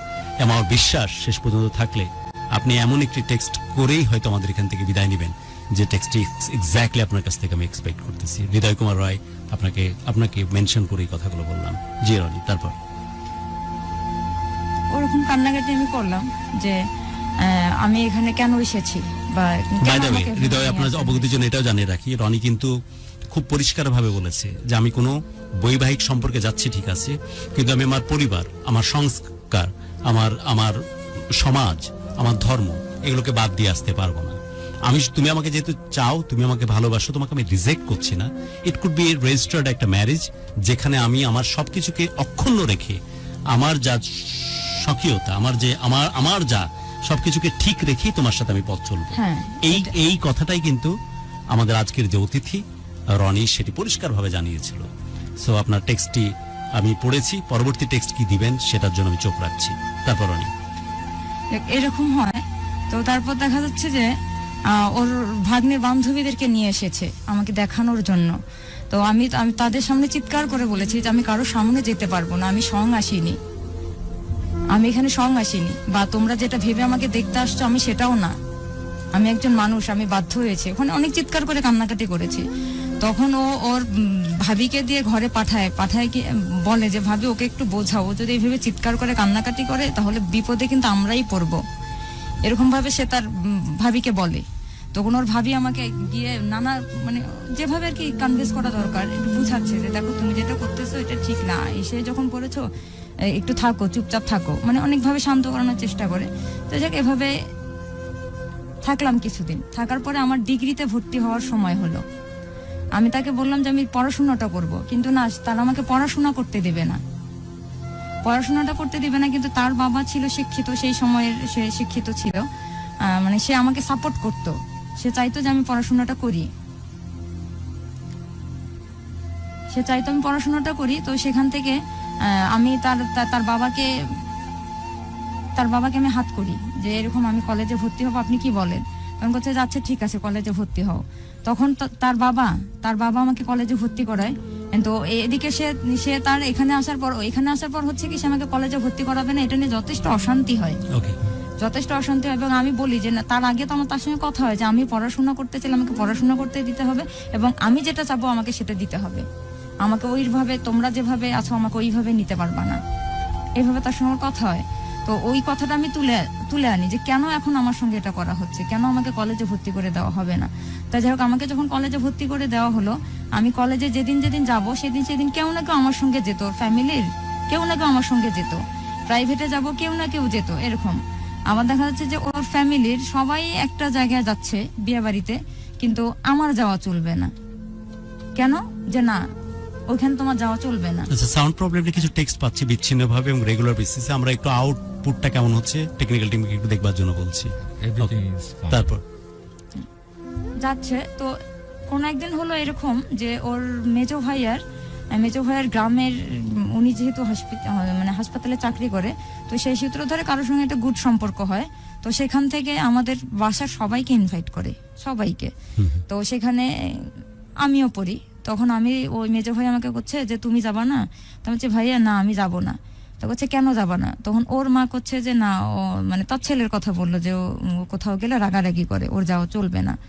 তো তখন মেজো ভাইয়া তাকে ফোন করলো যে এরকম সবাই যাচ্ছে, ও কি যাবে?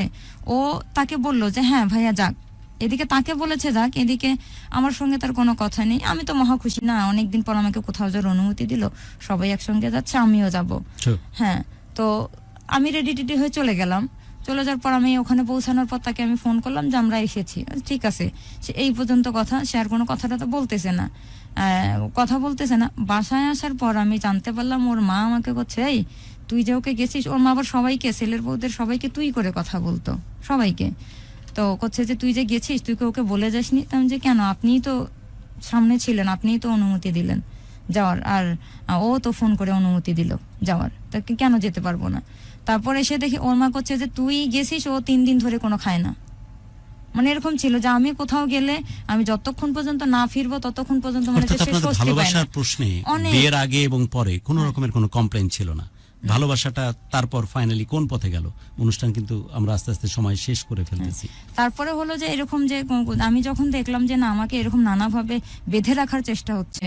যে একটা কথা আছে ভাইয়া, যে একটা বনের পাখিকে আপনি খাঁচায় বন্দি করে তাকে যত কিছুই দেন না কেন তার ভালো লাগার, কিন্তু সে সুযোগ পেলে সেখান থেকে পালাবেই। তো আমার অবস্থাটা হচ্ছিল তাই। কি খাঁচার মধ্যে ছিলেন আপনি? খাঁচার মধ্যে ছিলাম, যেমন দেখা যাচ্ছে আমি যেটা চাচ্ছি সে আমি তার কিঞ্চিত পরিমাণও পাচ্ছি কি না। চাচ্ছিলেন আপনি? আমি চাচ্ছিলাম যে সবাই, ওর ফ্যামিলির সবাই একখানে যাচ্ছে, সে আমাকে যেতে দিক।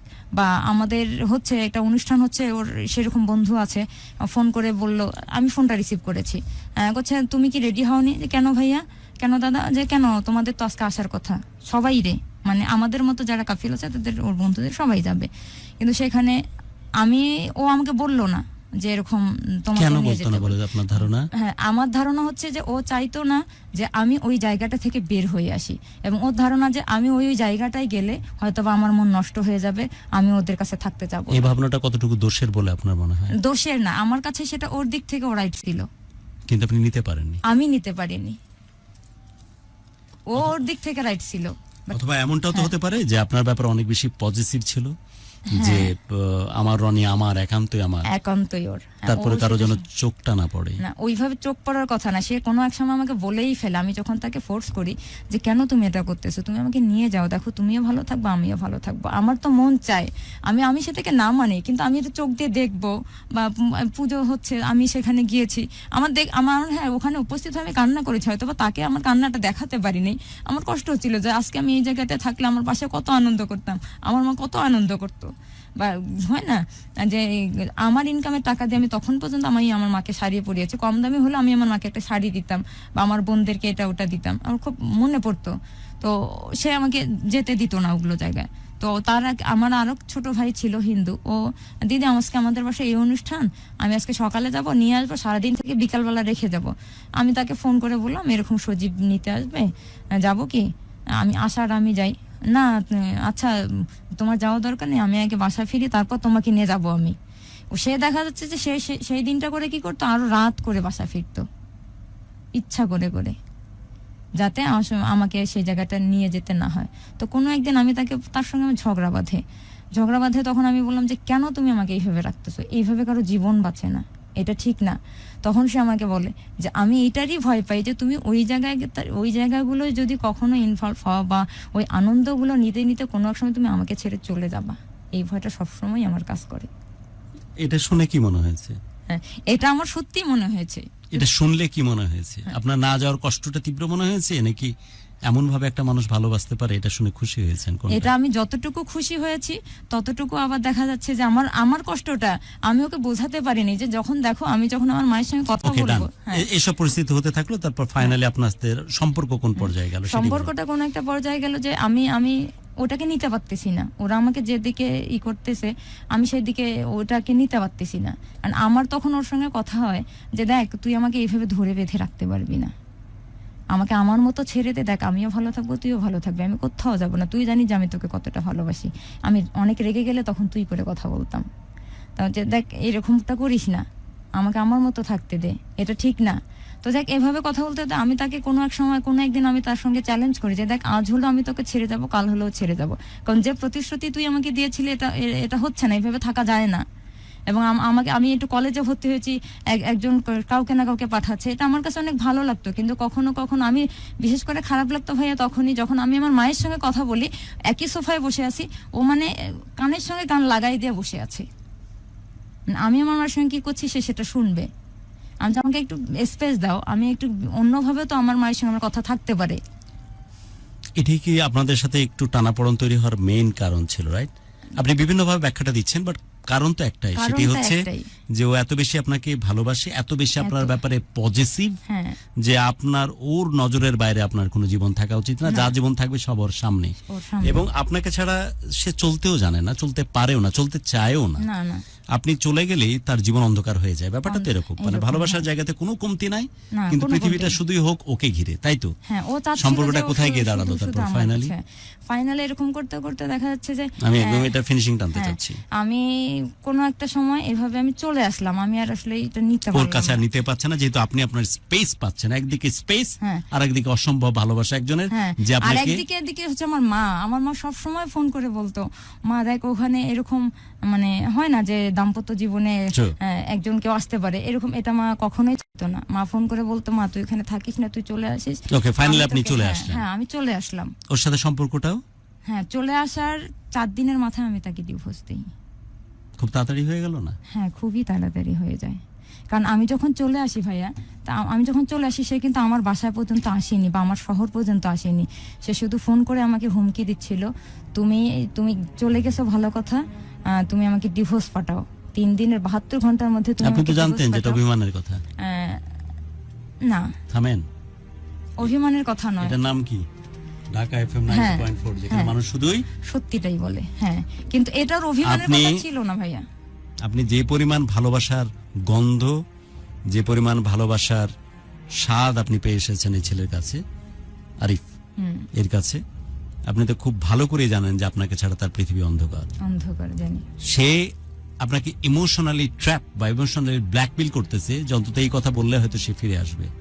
আপনাকে সত্যি কি ছাড়ার জন্য সেই কথা বলেছিল? সত্যি ছাড়ার জন্য, কারণ ইতিমধ্যে তার এই কথাটা মামাতো আপনার বোনকে- পূর্বতন ওই হ্যাঁ, গল্পের সাথে কিন্তু ম্যাচ করতেছে না, রনি। আমি সরি, বলি তাহলে ভাইয়া, না ইতিমধ্যে আমাকে ব্যাখ্যা করে বোঝানোর প্রয়োজন, এটা আপনার লাইফ। ঠিক আছে, আমার বাট life, ঠিক আছে।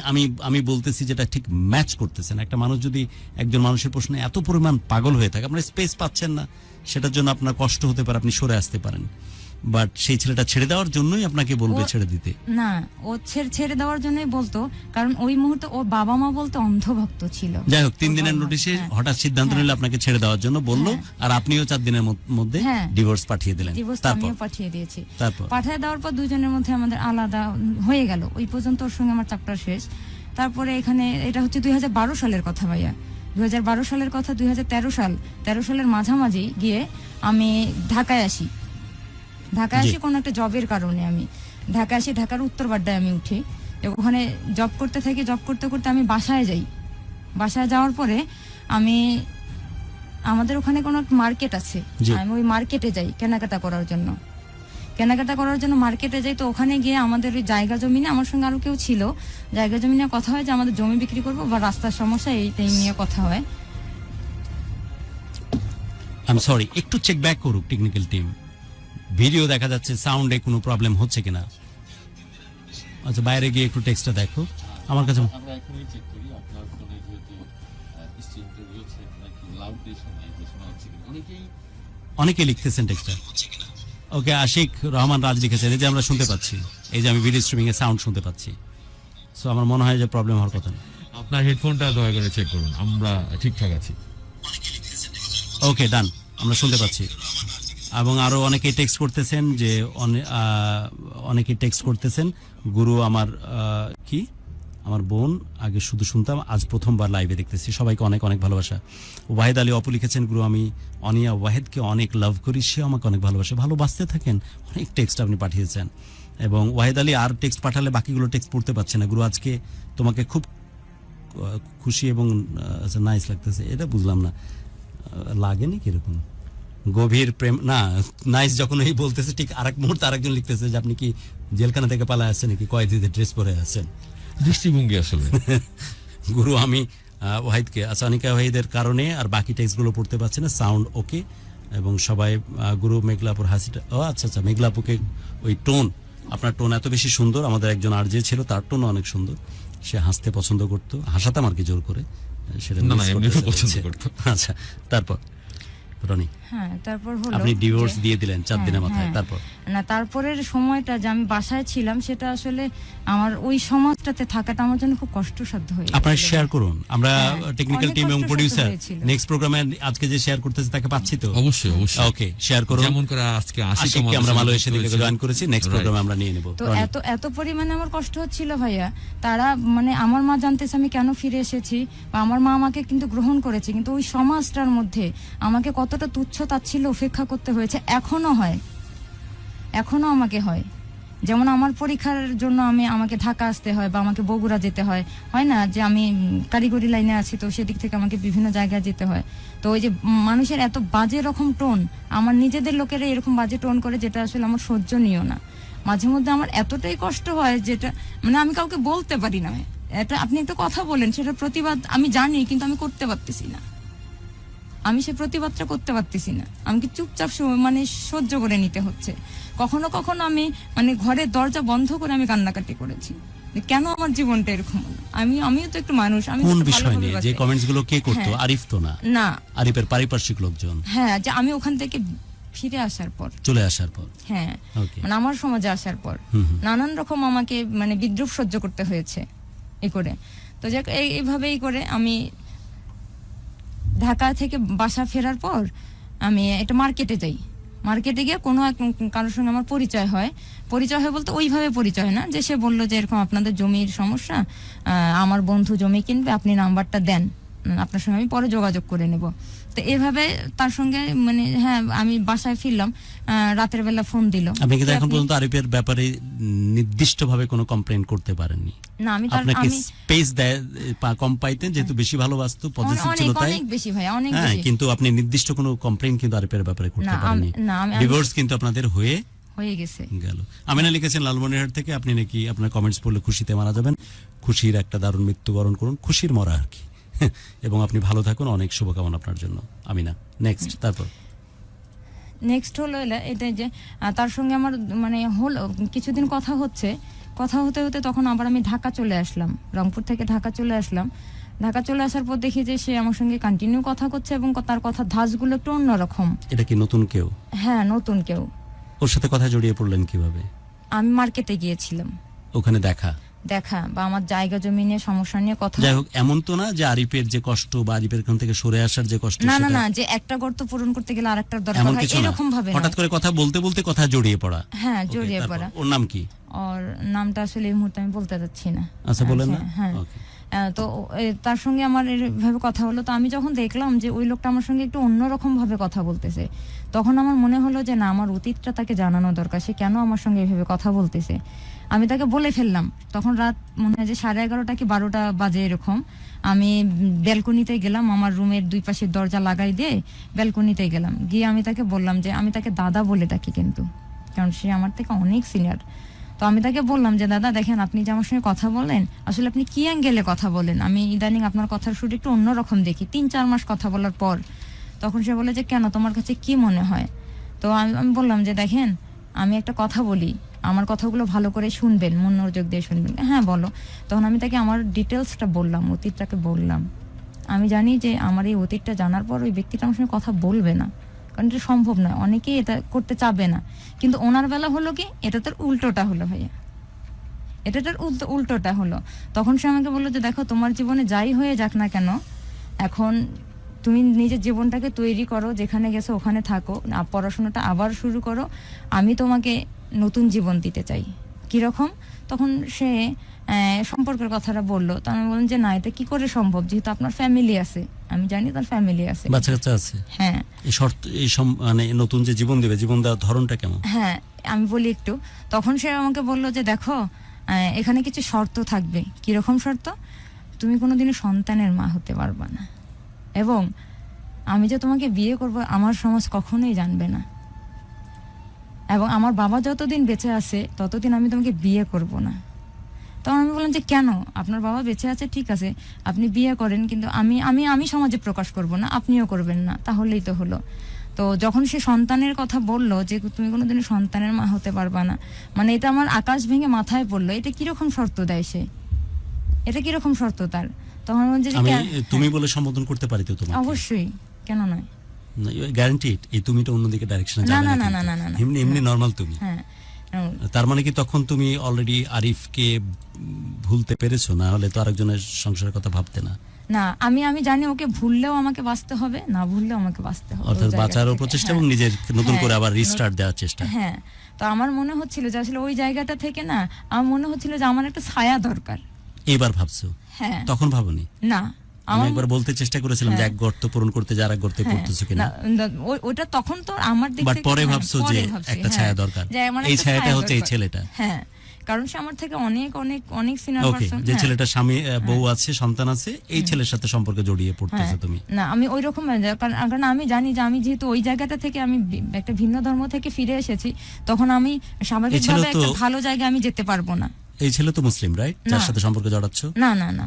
আচ্ছা, তোমাদের ধর্মেরই? হ্যাঁ, Okay. সে কিন্তু জেনে শুনে এটাই করতেছে। এবং সে কন্ডিশন দিয়ে দিয়েছে যে হ্যাঁ। তুমি কখনো বাচ্চার মা হতে পারবে না, হ্যাঁ, আর বাবা বেঁচে থাকা অবস্থায় তোমাকে সে- বিয়ে করবে না। হ্যাঁ, তারপর এবং তার সমাজে সে কোনোদিনই তুলবে না। তখন আমি বলছি যে দাদা দেখেন, আপনার সমাজে আমারও ওঠা সম্ভব নয়, কিন্তু কি জানেন যে আমার একটা জাস্ট ছায়া দরকার, একটা শেল্টার আমার দরকার, একটা অবলম্বন দরকার, এর বেশি কিছু না।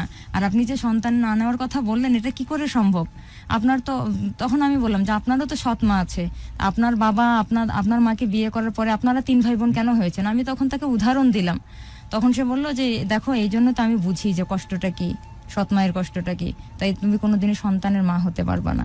তখন আমি তাকে একটা প্রশ্ন ছুড়ে দিই, আচ্ছা ঠিক আছে, আপনার একটা সন্তানকে আমাকে দেন, আমি আমার মন মতো মানুষ করার চেষ্টা করব, জানি না কতটুকু পারবো, আমার ইচ্ছা।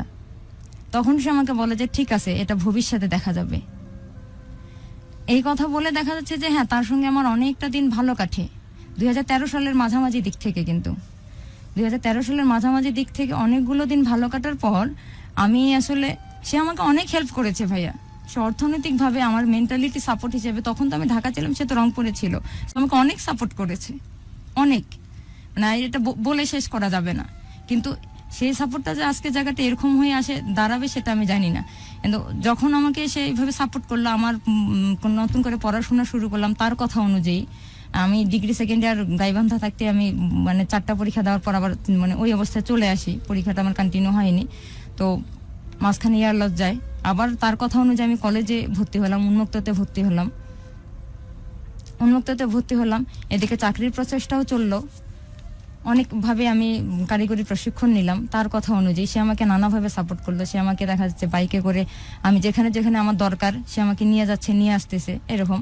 তো এর মাঝখানে সে আমাকে অনেক তার সঙ্গে অনেক ভালো ভালো মুহূর্ত কেটেছে, অনেক ভালো। তো আরিফকে নিয়েও সে অনেক কথা বলতো যে দেখো, আমি তোমাকে যতটা ভালোবাসতেছি, আরিফ তোমাকে ততটা ভালোবাসতো না। তখন আমি তাকে বলতাম আপনি ভুল জানেন, আমার জীবনে ফার্স্ট প্রেম হচ্ছে ওইটা। আমি তাকে অনেকবার বলেছি যে দেখেন আপনি ভুল জানেন, কিন্তু সে সেটা কিছুতেই মানতে রাজি নয়। মানে সে যে অন্য ইসের ছিল, এটা নিয়ে তার মনে খুব ক্ষোভ ছিল যে ওকে পাইলে আমি, তুমি জানো আমি ওকে কি করব। আমি যে কেন আপনি এটা করবেন, এটা আপনি করতে পারেন না। এটা নিয়ে তার সঙ্গে মানে মাঝে মধ্যে দ্বন্দ্ব হতো। ওর পরে আমি অনেকগুলো বছর হওয়ার পর এখন যখন আমি তাকে বলতেছি যে দাদা দেখেন অনেকগুলো বছর তো কেটে গেল। কতদিন সম্পর্ক? 2013 সাল থেকে ভাইয়া, 13 সালের মাঝামাঝি থেকে। 13 সাল থেকে কত সাল? আজকে 21 সাল। এখন 8 21 বছর? সাল। হ্যাঁ। আর বৈবাহিক সম্পর্ক কত বছর ছিল আপনার? বিয়ের সম্পর্ক আরিফের সাথে? 3 বছর ছিল। 3 বছর? বিয়ে করেছেন ইন্টারমিডিয়েটের পরপরই? হ্যাঁ, ইন্টারমিডিয়েটের পরপরই পাশ বিয়ে করার পর। করলেন। এর পাশ করলেন কততে? 2009। 9। হ্যাঁ, তারপরে 12 পর্যন্ত ওর সাথে ছিলেন, রাইট? 13 থেকেই?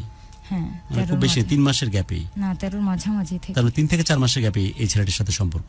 হ্যাঁ, সম্পর্ক না, তখন তার সঙ্গে আমার পরিচয়। ওকে। হ্যাঁ। এবং পরিচয়, দেন 8 বছর একদম ইন্টেন্স রিলেশনশিপ। ইন্টেন্স রিলেশনশিপ বলতেছি যে যেখানে কোনো বাধা থাকে না আর কি? না না, কিছু বাধা ছিলও না তো, রাইট? ছিল না। একদম ভেসে যাওয়া টাইপের। হ্যাঁ, গরি হেকেলাইয়া গান শুনতে মন চাচ্ছে, একটু গান শুনি, তারপর আবার আপনার শুনবো, কথা শুনবো।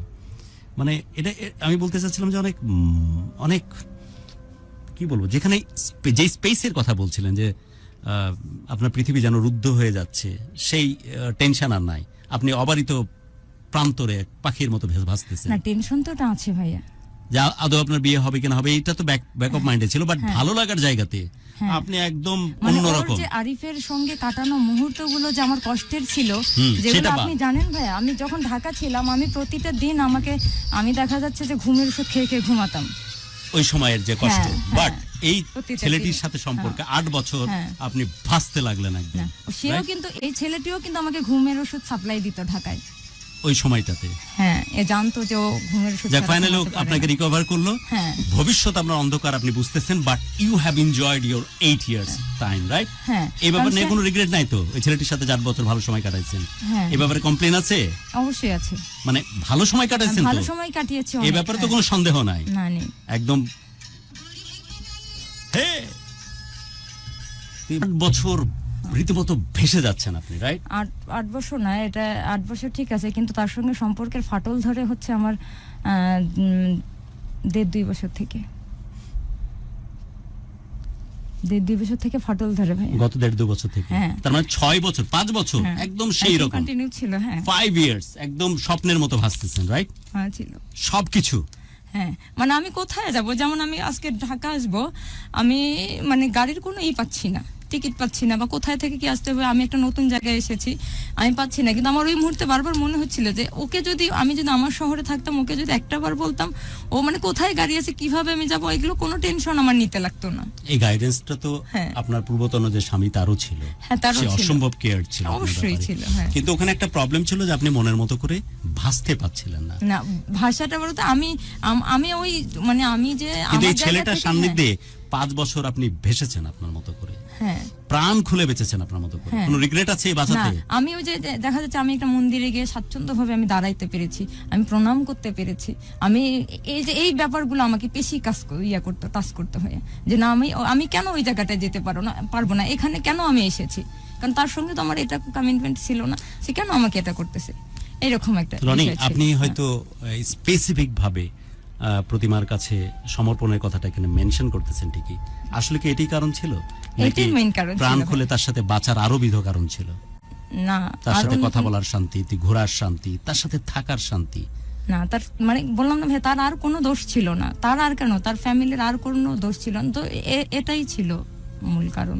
আপনি স্পেস পেতেন না বলছিলেন, সেটা কি শুধুই প্রতিমার সাথে নিজেকে সামনাসামনি না, করার শুধু সেটাও নয়, ওই যে ওর আমাদের যে ফুল ফ্যামিলি একটা জায়গা সঙ্গ যাচ্ছে, হিসাবে এই হ্যাঁ, যে ছেলেটি যার সাথে আপনি 8 বছর কাটাচ্ছেন, হ্যাঁ। এই ছেলেটি তো অন্যরকম, এ ব্যাপারে তো সন্দেহ নাই। সঙ্গ হিসেবে, হ্যাঁ, সঙ্গ হিসেবে অন্যরকম। মনের চাহিদা পূরণের জন্য, মনের কথা বলার জন্য, হ্যাঁ, তার সাথে ভাষার জন্য, শারীরিক আমি উন্মাদনা। আমি আমি খুশি ছিলাম যে না, আমি আমার জায়গাটাতে আসতে পেরেছি, আমার পূর্বের জায়গাটাতে আমি আসতে পেরেছি, এটাই আমি এটাতে হ্যাপি ছিলাম। এই ছেলেটির হাত ধরে হ্যাঁ, যে আমি আমার পূর্বের জায়গাটাতে ফিরে আসতে এই জায়গাটা পেরেছি। একটু পরিষ্কার করবেন, শুধু এটাই কি কারণ যে পূর্বের জায়গাটা আসতে পারছেন, নাকি এটাই শুধু কারণ ওর ছিল। সাথে যেই ভাষা ভাসতেছেন, নারীত্বের যে স্বয়ং সম্পূর্ণতা আপনি ফিল করতেছেন, সেটা আরিফের সাথে ছিল না? না, ওর এরকম কথা কোনো বলা, বাধা তার চলা, না, ফেরা, আমাদের ভাই আরিফের even সঙ্গে ওর যে সাথে সম্পর্কটা থাকা। ছিল ভাইয়া, আমাদের কখনো 2টা বালিশের দরকার কিন্তু পড়েনি, কখনো না। তাহলে কি এটাই রিজন যে কারণে আপনি? এটাই মেইন রিজন ছিল। আপনি Okay. বিশ্বাস না হলে তাকে একটাবার নক করে দেখেন, কারে আরিফকে ফোন করে দেখেন। ফোন দেন, হ্যাঁ, আরিফকে ফোন দেন। আপনি আরিফকে ফোন করে দেখেন, ওর সঙ্গে আমার আর অন্য কোনো নিয়ে কোনো ছিল না। আরিফকে ফোন দে। হ্যাঁ, কারণ ও চাই, ও এখনো বলে যে আমি তো জানি তুমি তোমার মা, আরিফ ফোন তুমি ধরবে? তোমার মায়ের জন্য, হ্যাঁ মনে হয় ধরবে, ফোন তুমি দাও, তোমার মায়ের দেখো জন্য permission সব নাও। করতে পারো। ফোন দাও। ওকে, অনুষ্ঠানের শেষের দিকে চলে যাচ্ছি। এই ছেলেটির সাথে সম্পর্ক চলতেছে, ফাইনালি এই ছেলেটি তোমাকে কিছু শর্ত দিয়ে দিয়েছে। হ্যাঁ, শর্ত দিয়েছে। বাচ্চার মা হতে পারবে না, না। বিয়ের কথা বলতে পারবে না সমাজে, হ্যাঁ। এবং বাবা মৃত্যুর আগে বিয়ের প্রসঙ্গ আসবে না। আসবে না, তারপর হ্যাঁ, বিয়ের প্রসঙ্গ আসবে না। তো এরকম একটা সময় ভাইয়া, যে আমি তাকে বলতেছি যে দাদা দেখেন, আমি আর এভাবে কতদিন থাকবো, এইভাবে তো থাকা যায় না। 8 বছর হ্যাঁ, 8 বছর, যে এভাবে আমি কতদিন থাকবো। তখন সে আমাকে বলতেছে যে সবাই যদি একই কথা বলো তাহলে আমি যাব কোন দিকে। মানে আমি তখন তাকে বললাম যে সবাই একই কথা, মানে আমার মতো আপনার জীবনে আরো কেউ আছে? হুম হুম। তখন করছে যে না তাই বলি, আমি তাই বলি, মানে তখন সে তার ওয়াইফের কথা বলে, যে সে ওই কথা বলে। আমি না, আপনার বিবাহিত ওয়াইফকে আবার আপনাকে বিয়ে করতে যাবে, এটা আপনি কেমন কথা বলেন? এইভাবে আসলে মানে তার আচরণে বা তার ইতে অনেক রকম, বলতে থাকুন। হ্যাঁ, অনেক রকম ভাবে তো সে ধরা খায়। দেখি তার ফোন অনেক ওয়েটিং থাকে ভাইয়া, তার অনেক মানে waiting. He engage with someone else, হ্যাঁ, বইয়ের বাইরে, তোমার বাইরে আরেকটা আরো, জন। আচ্ছা, আরো হ্যাঁ, আরো কারোর সঙ্গে। তো তখন আমি তাকে বলি যে আপনার ফোনে তো ওয়েটিং কেন? আমি স্বভাবতই দেখা যাচ্ছে যে আপনার ফোন অনেক ওয়েটিং থাকলে আমি বারবার দেওয়ার চেষ্টা করবো, আমি খোঁজার চেষ্টা করবো যে আপনি নতুন কারোর সঙ্গেই হয়েছেন নাকি। এটা হতে গেলে দেখলেন যে সে খুব বিরক্তি ফিল করে, হ্যাঁ তুমি ওই কল ওয়েটিং থাকলে এত বার ফোন দাও।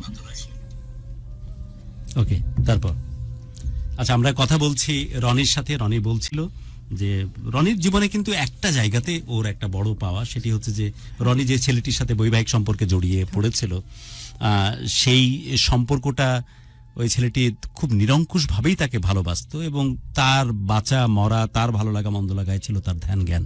শুধু একটা জায়গাতে ভয় পাইতো যে তার অজান্তে যদি সে কোথাও যায়, তার অজান্তে যদি পূর্বতন সম্পর্ক বা সমাজে সে মিশে যায়, তাহলে হয়তো তাকে পর করে দিয়ে চলে যাবে। যে কারণে সে অনেক বেশি পজিটিভ ছিল, যারই ফল হিসাবে রনি চিন্তা করেছিল যে তার জীবনের স্পেস মনে হয় কমে যাচ্ছে। ফাইনালি তার কাছ থেকে সরে আসে এবং ডিভোর্স। আরেকটি ছেলের সাথে সম্পর্ক হয়, গোত্রীয়, সমধর্মীয় এবং একই সমাজে। এই ছেলেটি কন্ডিশন দিয়ে দেয় যে বিয়ে করতে পারবে না, বাবা মারার আগে বিয়ে করলেও প্রকাশ করা যাবে না এবং বাচ্চার মা হতে পারবে না তুমি। এই ছেলেটির সাথে 8 বছরের সম্পর্ক। ফাইনালি জানতে পারলো ছেলেটি শুধু রনি না, এরকম বহু মেয়ের সাথেই সম্পর্ক অনেক মেয়ের সঙ্গে ভাই, এবং আমি তার ফোনটাও কোনো এক সময় ট্র্যাক করি ভাই, বুঝছেন? ট্র্যাক করে কি পাও? হ্যাঁ, আমি দেখি যে সে অনেকের সঙ্গে এরকম করে কথা বলে এবং অনেকগুলো নাম্বার আমি পাই, বুঝছেন?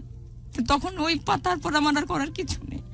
আমি বারবার তাকে অনেকভাবে বুঝাই যে দেখেন আমার এরকম একটা জীবনে এসে আমি আপনার ইয়েতে পড়েছি, তো কেন আপনি আপনার সব শর্ত তো আমি মেনে নিয়েছি, আর কি চান আপনি বলেন? তখন সে বলে যে না দেখো আর কিছুদিন অপেক্ষা করো, আর কিছুদিন অপেক্ষা করো। মানে এইভাবেই করতে করতে আমাকে সেই পর্যন্ত নিয়ে এসেছে। পরে আমি তাকে বলি যে দেখেন আমি কিন্তু আর এইভাবে থাকতে পারতেছি না, কেন আমি এইভাবে থাকবো? যে তখন আমাকে এখন সে অন্যরকম কথা বলে যে দেখো মানুষ তো জীবনে বিয়ে না করেও তো ভালো থাকে, তোমার বিয়ে করাটা কি দরকার বলো? এরকমই তো আছে। তখন আমার আমি কি বলবো ভাইয়া, আমি তার হাত পা ধরে পর্যন্ত কান্নাকাটি করেছি যে দেখেন এইভাবে কেউ কারো জীবন বাঁচে না, আর আপনি যদি এটাই করবেন তাহলে এতগুলো বছর আপনি আমার কেন নষ্ট করলেন? এবং অন্য কোথাও থেকে যে আমার বিয়ের ঘর আশেপাশে সেখানে গিয়েও শয়তানি করতো যাতে আমার বিয়ে না হয়। অন্য জায়গা থেকে আমি তাকে খোলামেলা বলতাম, সে পরবর্তীতে সে আমাকে বলে যে দেখো তুমি অন্য কোথাও বিয়ে করো, আমার থেকে যদি ভালো কাউকে পাও। তখন আমি তাকে বলি কেন আমি আপনার থেকে ভালো কাউকে খুঁজতে যাব?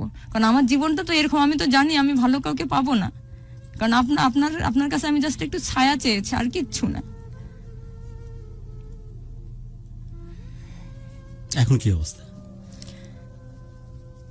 এখন কোনো একদিন ভাইয়া এরকম অবস্থায় যখন দেখলাম যে না সেরকমই, তখন আমি তাকে কোনো একদিন তার বাইকে করে আমি ঘুরতেছিলাম, বুঝছেন? ঘুরতে ঘুরতে আমি তাকে বলি যে দাদা দেখেন আপনি আমাকে যে সাগরে ভাসাচ্ছেন, আমি কিন্তু একটা খড়কুটোর মতো ভাসতেছি একটা সাগরে, যেখানে আমার কোনো অস্তিত্ব নেই। তো কোনো একদিন দেখবেন যে আপনার কারণে, আমি তাকে বলে ফেলি ভাইয়া যে আপনার কারণে দেখবেন যে মানুষ পতিতা হয় না, যে আমাকে নিজের জীবনটাকে বাঁচানোর জন্য, আমার একটা ভাগ্না আছে, একটা ভাগ্নি আছে, আমার মা আছে, আমার বড় বোন মারা গেছে ভাইয়া, তার এক ছেলে মেয়ে, আমার মা এবং আমি নিয়ে সংসার।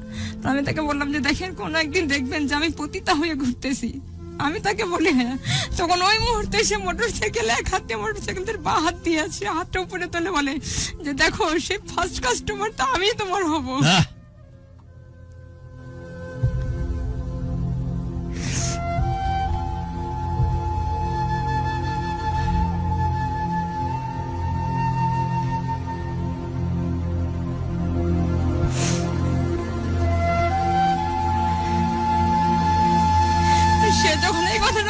ছিল ভাই, আমি কি বলবো, আমি তো বাইকে আছি, হচ্ছে আমার কোনো ভাষা নেই। তখন আমি বলছি যে ফার্স্ট কাস্টমার আপনি কেন? আমার যদি কাস্টমার হিসেবে যদি আমি আপনাকে পাই তাহলে আপনি কেন?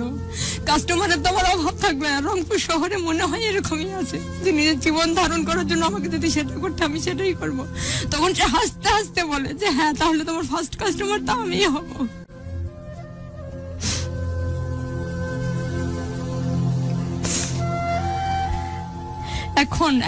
এখন এসেছে আমাকে বলে যে দেখো তুমি তো আমাকে দাদা বলেই ডাকো, তো যাই হোক আমি তোমাকে বোন হিসেবে দেখতে চাই। তখন আমি যে দেখেনি পবিত্র সম্পর্কটা নিয়ে এইভাবে কথা বলি।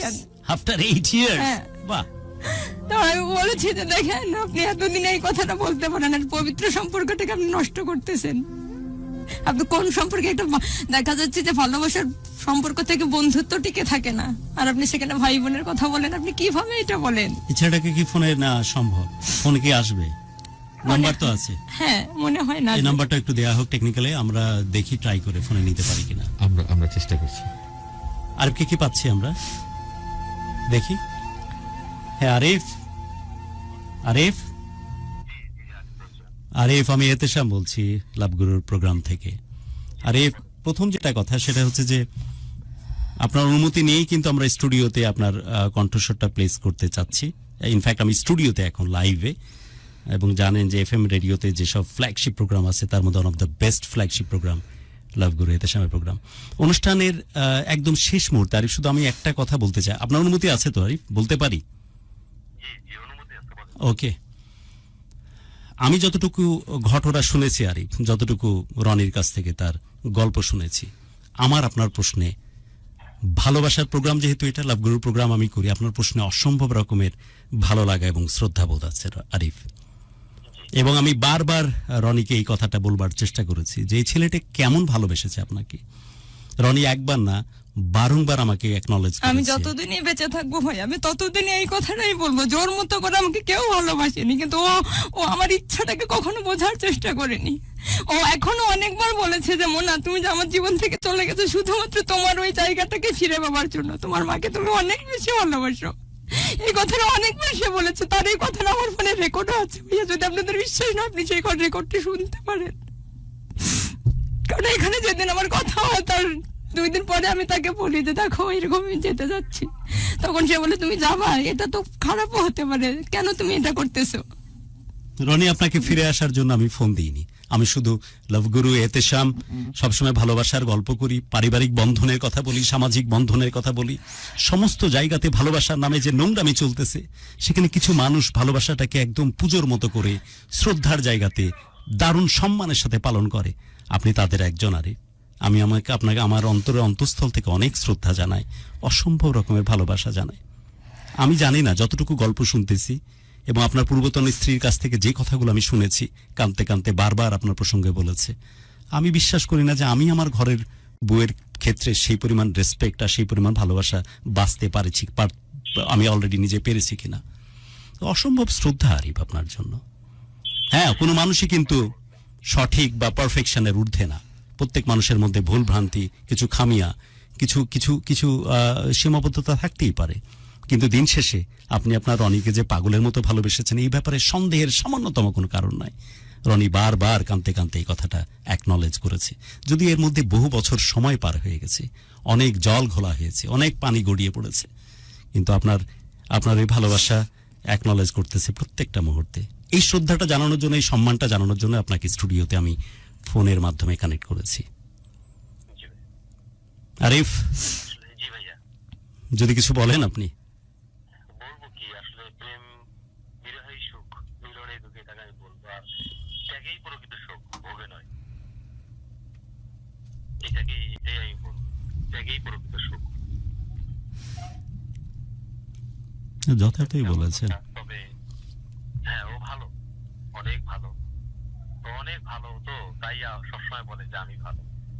ও অনেক ভালো, রনি অনেক ভালো, অনেক ভালো। আপনি কি প্রশ্নটা করতে পারি? জি বলেন। অনুমতি দিলেন? যে কোনো প্রশ্ন করতে পারি? জি ভাই, এনি কোশ্চেন। বিয়ে শাদী করেছেন? জি। কতদিন হলো বিয়ে হওয়া? 7-8 বছর তো হয়ে গেছে। ও আচ্ছা, বাচ্চা কাচ্চা? 8 বছর হয়েছে, আমার একটা মেয়ে আছে। 8 বছরের বেশি হয়েছে ভাই, আমি আসার 18 দিন পরও বিয়ে করে। ওর নামের সঙ্গে মিল করে রাখা আছে। আপনার বাচ্চার নাম হ্যাঁ, কি নাম? আবিদা। মানে ওর নামের সাথে ম্যাচ করে? বুঝতেছি। হ্যাঁ, ইসরাত জাহান আবিদা আর অনিতা। আপনাকে বলার কিছু নাই আরিফ। আমি আপনার বাচ্চা আবিদা এবং অনিকার জন্য অনেক অনেক দোয়া করি, আপনার প্রিয়তমা স্ত্রীর জন্য দোয়া করি, আপনার জন্য দোয়া করি। অনেক ভালো থাকবেন আরিফ, জি ভাইয়া। অনেক ভালো থাকবেন। আর আপনার ওই হারিয়ে যাওয়া রনি, যাকে আপনি একদম মানে যৌবনের সন্ধিক্ষণে পছন্দ করেছিলেন। এবং আমি অবাক হয়েছি, রনি নিজেও কিন্তু কনভিন্স ছিল না, বলছে যে আমি তো এত সুন্দর না, আমাকে কেন এত বেশি পছন্দ করেছিল। তখন ওর বন্ধুর নাম কি জানো, রূপম। রূপম তখন বলেছিল যে তুমি জানো না যে তুমি কি কারণে তার কাছে পছন্দের, কারণ সে জানে আর তার মাবুদ জানে। সো এই পছন্দ আপনি করেছেন, তাকে বৈবাহিক সম্পর্কের মাধ্যমে তাকে সেই সম্মানটা, আপনি সেই ইজ্জতটা দিয়েছেন, এবং আপনি পাগলের মতো শেষ দিন পর্যন্ত তাকে ভালোবেসে গেছেন।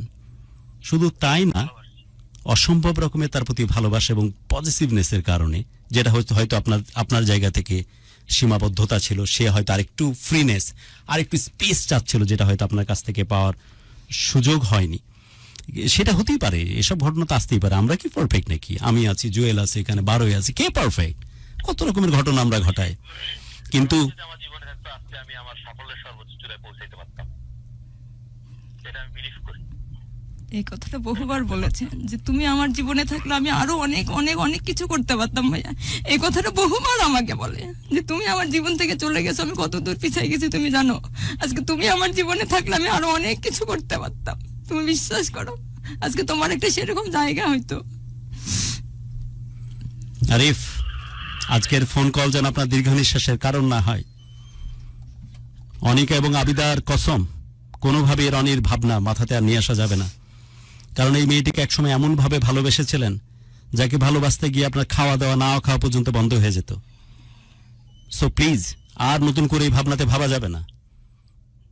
আপনার ঔরসে যারা জন্ম নিয়েছে এবং আপনার প্রিয়তমা স্ত্রী, তাদের দিক চিন্তা করে হলেও রনির মিনিমাম কোনো এক্সিস্টেন্স, আপনার কোনো রকম ভাবনা আপনার নিউরন মনে কোনো জায়গায় থাকা উচিত না। আসলে কি তাই হয় ভাইয়া? চেষ্টা, জীবনে বাপজান চেষ্টা হয় না। কোনো এক কাঠফাটা দুপুরে, কোনো এক বর্ষণ মুখর সন্ধ্যায় মনে পড়ে যায় যে একটা মানুষের সাথে আমি জীবনের চরম ভালো লাগা উদ্ভাসিত হয়েছিলাম। একদমই তাই। মনে হয় যে পাগলের মতো ভালোবেসেছিলাম কোনো একজনকে। মনে হয় যে একজন মানুষ গোটা পৃথিবী ছেড়ে দিয়ে আমাকে তার পুরো পৃথিবী বানিয়ে ফেলেছিল। সেই জায়গা থেকে বের হওয়া যায় না, কিন্তু বের হতে হবে। সময়, পরিস্থিতি, জীবন এমন একটা জায়গায় দাঁড় করিয়ে ফেলেছে। এই মুহূর্তে যদি মিনিমাম দুর্বলতার কারণে তার দিকে হাত বাড়ান, তাহলে অভিশপ্ত হয়ে যাবে আপনার জীবন। আপনি কোনোভাবেই আপনার ঔরসে জন্ম নেওয়া ছেলে মেয়েদেরকে ডিপ্রাইভ করতে পারেন না। আমি শুধুই সম্মান জানানোর জন্য আজকে ফোন দিয়েছি আরিফ। আমি চাই না যে আপনি ফিরে আসেন। Please don't come back, don't come back. এই মেয়েটিকে দূর থেকে হয়তো পুজো করা যায়, সম্মান করা যায়, একে আর জীবনে বা মনের মধ্যে কখনোই জায়গা দেওয়া যায় না। কারণ সম্মানের সর্বোচ্চ চূড়ায় থাকুক, বাট মনের এমন কোনো জায়গা বা নিউরনের এমন কোনো প্রকোষ্ঠে একে জায়গা দেওয়া যায় না। এই কারণে যে অলরেডি আপনার ঔরসে জন্ম নিয়েছে দুইটি সন্তান, এবং আপনার ঘর করতেছে একজন মেয়ে, যে মেয়েটি কোনো দোষ নাই। সেই মেয়েটি যেন কোনোভাবেই কষ্টের কারণ না হয়ে যায়, সে কারণেই সম্ভব না। আপনার দীর্ঘ নিঃশ্বাস আপনার কাছেই থাকুক। কোনো এক কাঠফাটা দুপুরে যখন কষ্ট পাবেন, এই দীর্ঘ নিঃশ্বাস আপনার কাছেই থাকুক। কোনো এক বর্ষণ মুখের সন্ধ্যায়, দারুণ এক বিকেলে আপনার ওই পূর্বতন হারিয়ে যাওয়া সেই মেয়েটিকে চিন্তা করে কষ্ট পাবেন, সেটি আপনার কষ্ট হয়ে থাকুক। আর দারুণ বলেছিলেন, বিরহাই তো ভালো লাগার সবচাইতে সর্বোত্তম পন্থা। সেইটা আপনি এনজয় করেন, কিন্তু মনে নিউরনে কোনোভাবে প্রশ্রয় দিয়ে নাই মেয়েকে আর। ওকে, অল দ্য বেস্ট। জীবনে অনেক বড় হন, অনেক ভালো থাকুন। অনেক শ্রদ্ধা আলাপ গুরু এতেশামের পক্ষ থেকে পুরো বাংলাদেশ সহ পুরো ওয়ার্ল্ড দেখতেছে এবং শুনতেছে আমাদের প্রোগ্রাম। শ্রদ্ধা জানাচ্ছে এমন একজন ভালোবাসার মানুষকে, যে সত্যি প্রাণ ভরে ভালোবাসতে জানে। তারও দোষ ছিল, আমি বারবার বলছি তার দোষ ছিল, কিন্তু ভালোবাসতে জানে কোনো একজন মানুষকে, যেটি বারবার এখনো অ্যাকনলেজ করতেছে এই মেয়েটি। ওকে, অনেক ভালো থাকবেন আরিফ। কিছু বলার আছে আপনার হারিয়ে যাওয়া দীর্ঘ নিঃশ্বাসকে?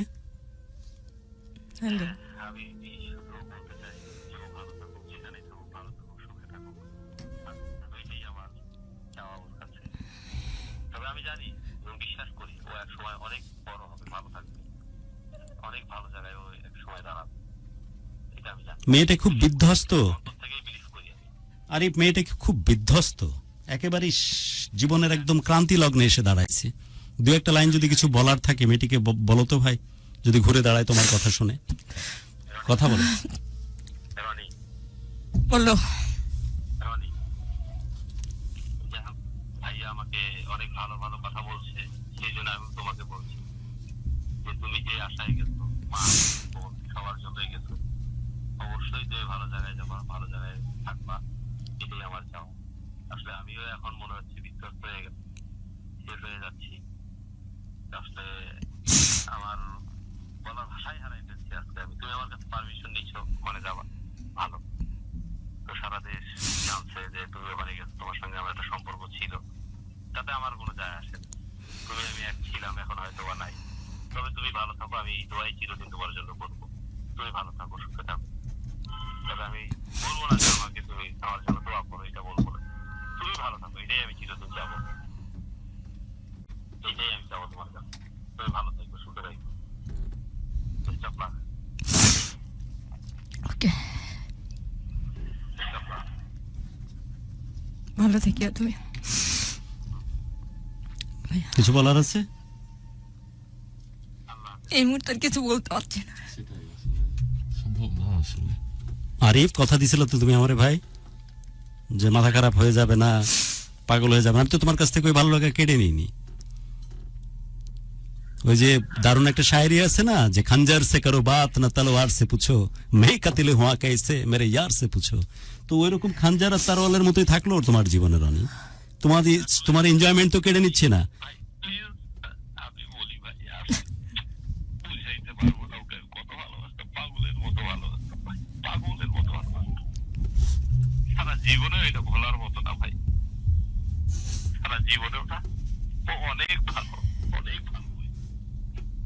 মানুষের বাকি থেকে ভিতরে বিচার করা যায় না ভাইয়া, বিচার করা যায় না।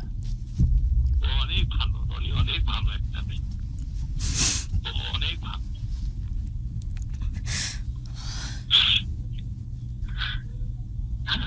আরিফ ভাই আমার, আরিফ তুমি আমার কথা দিছো বাপ, আমি তাহলে তোমাকে ফোনেই নিতাম না আরিফ। না ভাই, নিশ্চয় আমি খুব খুশি হইতাম। বুঝলাম তোমাদের ভেতরে যে পাথর জমেছিল সেটা হালকা করার জন্যই নিয়ে হালকা হইছো না? এই তুমি হালকা হইছো না রানী? হালকা হইছো তো দুইজনে? অনেক ভালো লাগছে আমার। ওকে, ডান ডান ডান, ফিনিশ। বাট এটাই দিনের আলোর মতো সত্য, তোমার দুই বাচ্চা আর তোমার ঘরের বউ। বাবজান, যে মুহূর্তে এই প্রোগ্রামটা করতেছি বহু লক্ষ মানুষ তারা নিজেদের ঘটনাগুলো রিলেট করতে পারছে, যেই ঘটনাগুলো তারা পেছনে ফেলে এসেছে, তারাও ভুলতে পারছে না। থাকুক ওটা ভিতরেই, কিন্তু তোমার ব্রেন এবং মনে কোনোভাবে যেন জায়গা না করে নেয়। প্লিজ কথা দাও। এটা সম্ভব নয় ভাইয়া। 10 যেখানে স্রষ্টা সেখানে থাকেন, সেই স্রষ্টাকে হাজির নাজির জেনে বলো যে তুমি এমন কিছু করবে না, এমন ভাবে এই মেয়েটির নিয়ে ভাববে না যার প্রভাব তোমার বউ এবং তোমার সন্তানের উপর পড়তে পারে। কথা দাও আরিফ, জি ভাইয়া আমি কথা দিচ্ছি, প্লিজ, জীবনে যেন না শুনতে হয়। সন্তানদের না ভাইয়া কখনোই আর ওকে ভাববো না। ওকে, ডান। ওইভাবে ভাববে না। হ্যাঁ, তোমার ওই যে বললে তোমার কষ্টের জায়গাতে, তোমার মনে রাখা জায়গাতে থাকবে, এটা তো কেউ ওভারনাইট ভুলতে পারবে না। আর এটা তো তোমার এই ঘটনাটা তো সবাই জানে যে তোমার পূর্বতন বিবাহিত স্ত্রী মেয়েটি, জানে না সবাই? সেটা লুকোচুরির কিছু নাই তো। এবং তাকে তুমি শ্রদ্ধা করো এখনো, তাকে তুমি এখনো সেই অনারটা দাও, এটাও দোষের কিছু না। কিন্তু সে কোনোভাবেই তোমার জীবনে এখন এক্সিস্ট করে না, এটা তো সত্য। জি ভাইয়া, ওকে, ডান, ফিনিশ। ইমোশন শেষ, চোখের পানি মুছো। ডান, শেষ, গল্প শেষ। বাচ্চা কত বছর বয়স এখন? 7 বছর রানী। আমার বাচ্চার কাছাকাছি বয়স। ভালো থাকো, বাচ্চাদেরকে নিয়ে, তোমার বউকে নিয়ে সুখে থাকো। একটাই বাচ্চা ভাইয়া তার, একটাই। ওকে, অনেক ভালো লাগা তোমার জন্য। বিদায়। আচ্ছা, আমি ওই ছেলেটিকে আর ফোনে নিতে চাই না, আমার রুচি নষ্ট হয়ে যাবে ছেলেটিকে ফোনে নিলে। যেই ছেলেটি টেকনিক্যালি এই মেয়েটিকে ইউজ করেছে খুব নোংরা ভাবে। আমি কথাটা বললাম, এটা কি দোষ করলাম ভাইয়া নাকি? শুধু এটা নয়, আমি চাকরি করেছি কোনো একটা সময় ইউসেফ বাংলাদেশে। সে আমার বেতনের টাকা নিয়ে, সে তার গাড়ির লাইসেন্স করে, সে গাড়ি কেনে, যেটা আমি জানি না, অথচ আমার বেতনের টাকা নিয়ে সে এটা করতেছে। ঠিক আছে, আমি পরবর্তীতে জানতে পারি যে সে এটা করতেছে।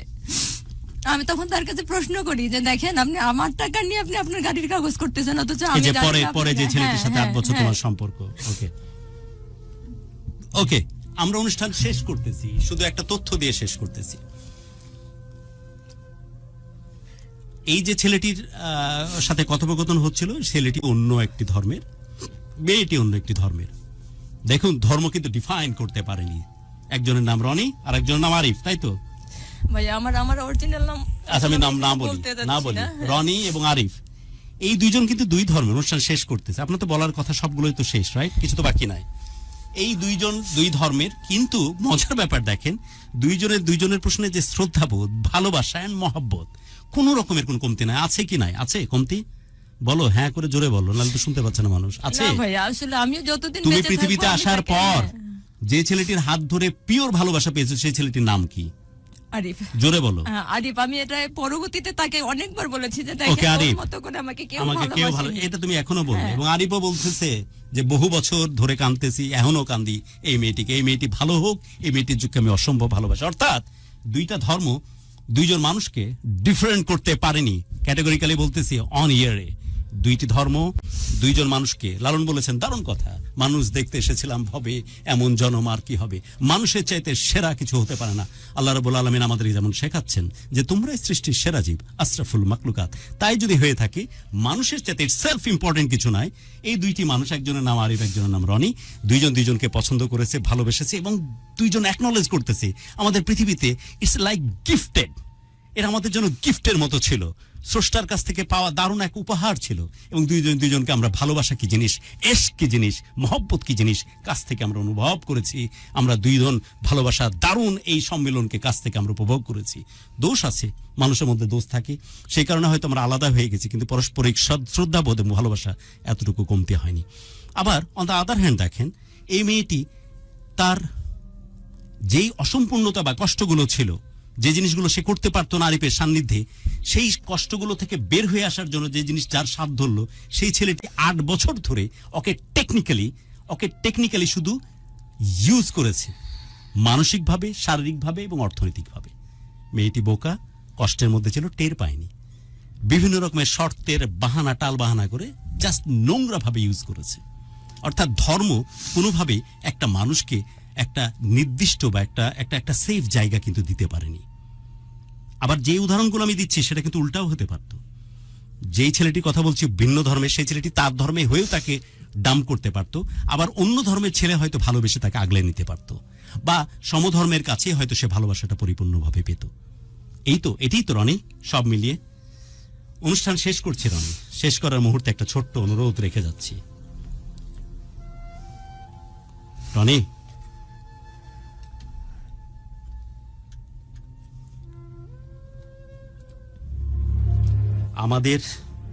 আমাদের জীবনে প্রেম, ভালোবাসা, মহব্বত, টান, সম্পর্ক, বিয়ে, এর চাইতে ইম্পর্টেন্ট কি জানো? যা আমরা আমাদের শৈশবে, আমাদের কৈশবে যেগুলো বুনন করি, যেগুলোকে আমরা লালন করি, এখান থেকে জীবনে কেউ কখনো বের হতে পারে না। আমরা জানি না যে কোন ধর্ম সঠিক আর কোন ধর্ম বেঠিক। আমরা জানি না যে পথ দিয়ে হাঁটলে সঠিক হবে না কি বেঠিক হবে, বাট আমি নিরঙ্কুশভাবে বিশ্বাস করি আমার ধর্ম সঠিক। আল্লাহ রাব্বুল আলামিন যে ধর্ম আমার জন্য প্রেসক্রাইব করেছেন, এর চাইতে অন্য কোনো ধর্ম সঠিক হতে পারে না। কারণ আমি যেই মুহূর্তে অন্য ধর্মটাকে সঠিক বলবো, তখনই আমি কিন্তু শিরক করলাম। স্রষ্টা কমিটমেন্ট করেছেন যে সব ক্ষমা করবেন এক্সেপ্ট শিরক। সেই কারণে আমি বলবো না যে অন্য কোনো ধর্মের সঠিক হওয়ার কোনো সুযোগ আছে। বাট ধর্মকে ঘিরে যে সামাজিক প্রেক্ষিত থাকে না, ধর্মকে ঘিরে যে পারিবারিক পরিমণ্ডল থাকে না, সামাজিক পরিমণ্ডল থাকে না, ওই জায়গা থেকে মানুষ কখনো বের হতে পারে না। পারে না আর কিচ্ছু না।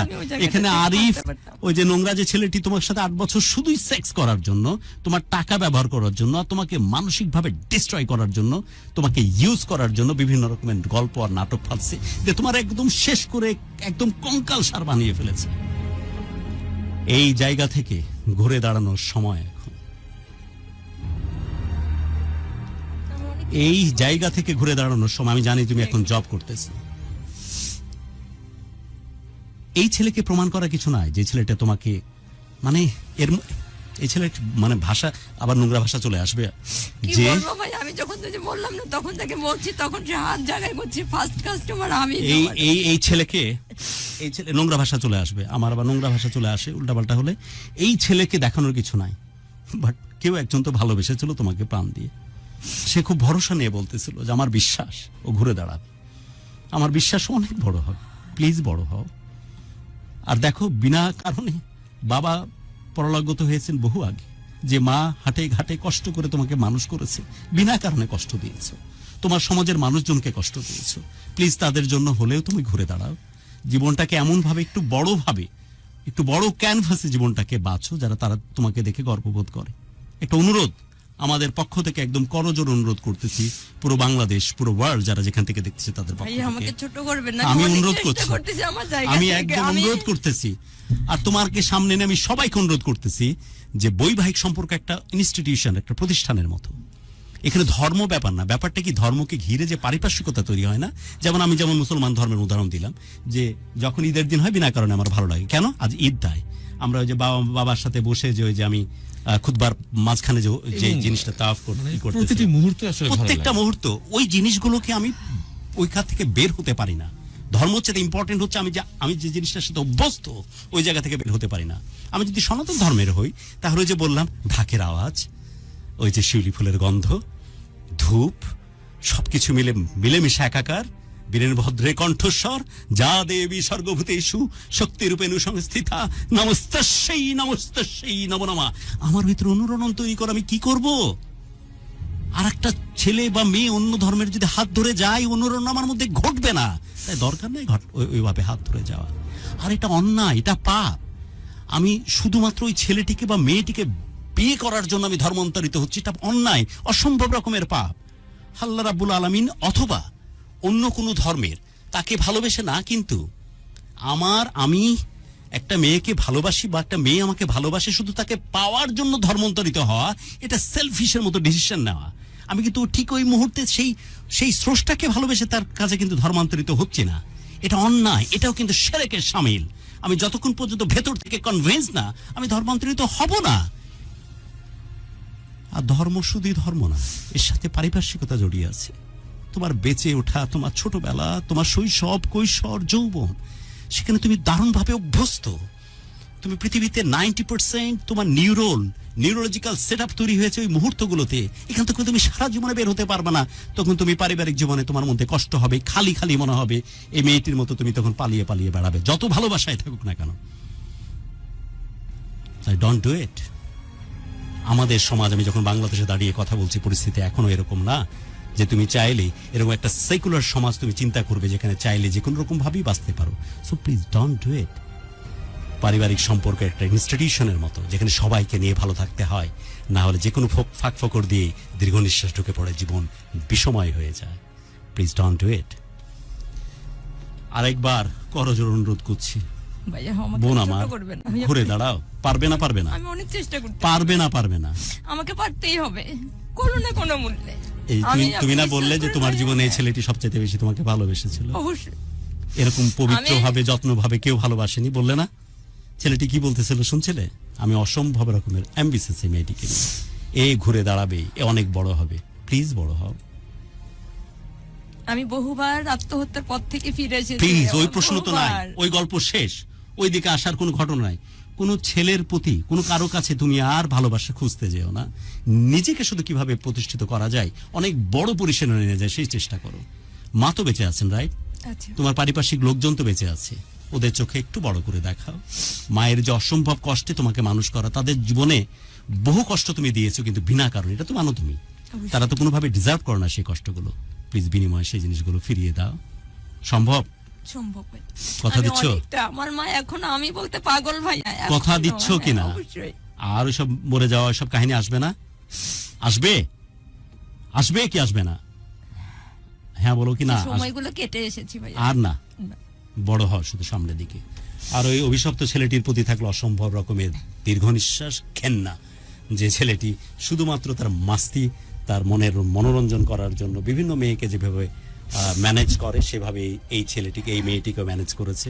ও বাই দ্য ওয়ে, এরকম ছেলের সংখ্যা কিন্তু প্রচুর, যারা শুধুই একটু ব্যালকনির খোঁজে, একটু মাস্তির খোঁজে এদিক ওদিক ছুকছুক করে, ছুচোর মতো, ইঁদুরের মতো।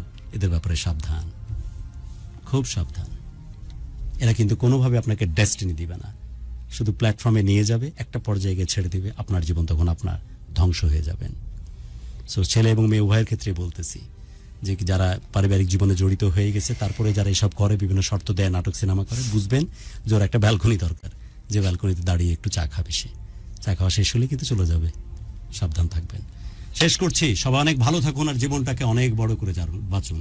প্রত্যেকটি প্রাণ ভরে উঠুক ভালো লাগা নিয়ে, আর প্রত্যেকটি হৃদয় শাসিত হোক শুধুই ভালোবাসা দিয়ে। বিদায় নিচ্ছি বন্ধু।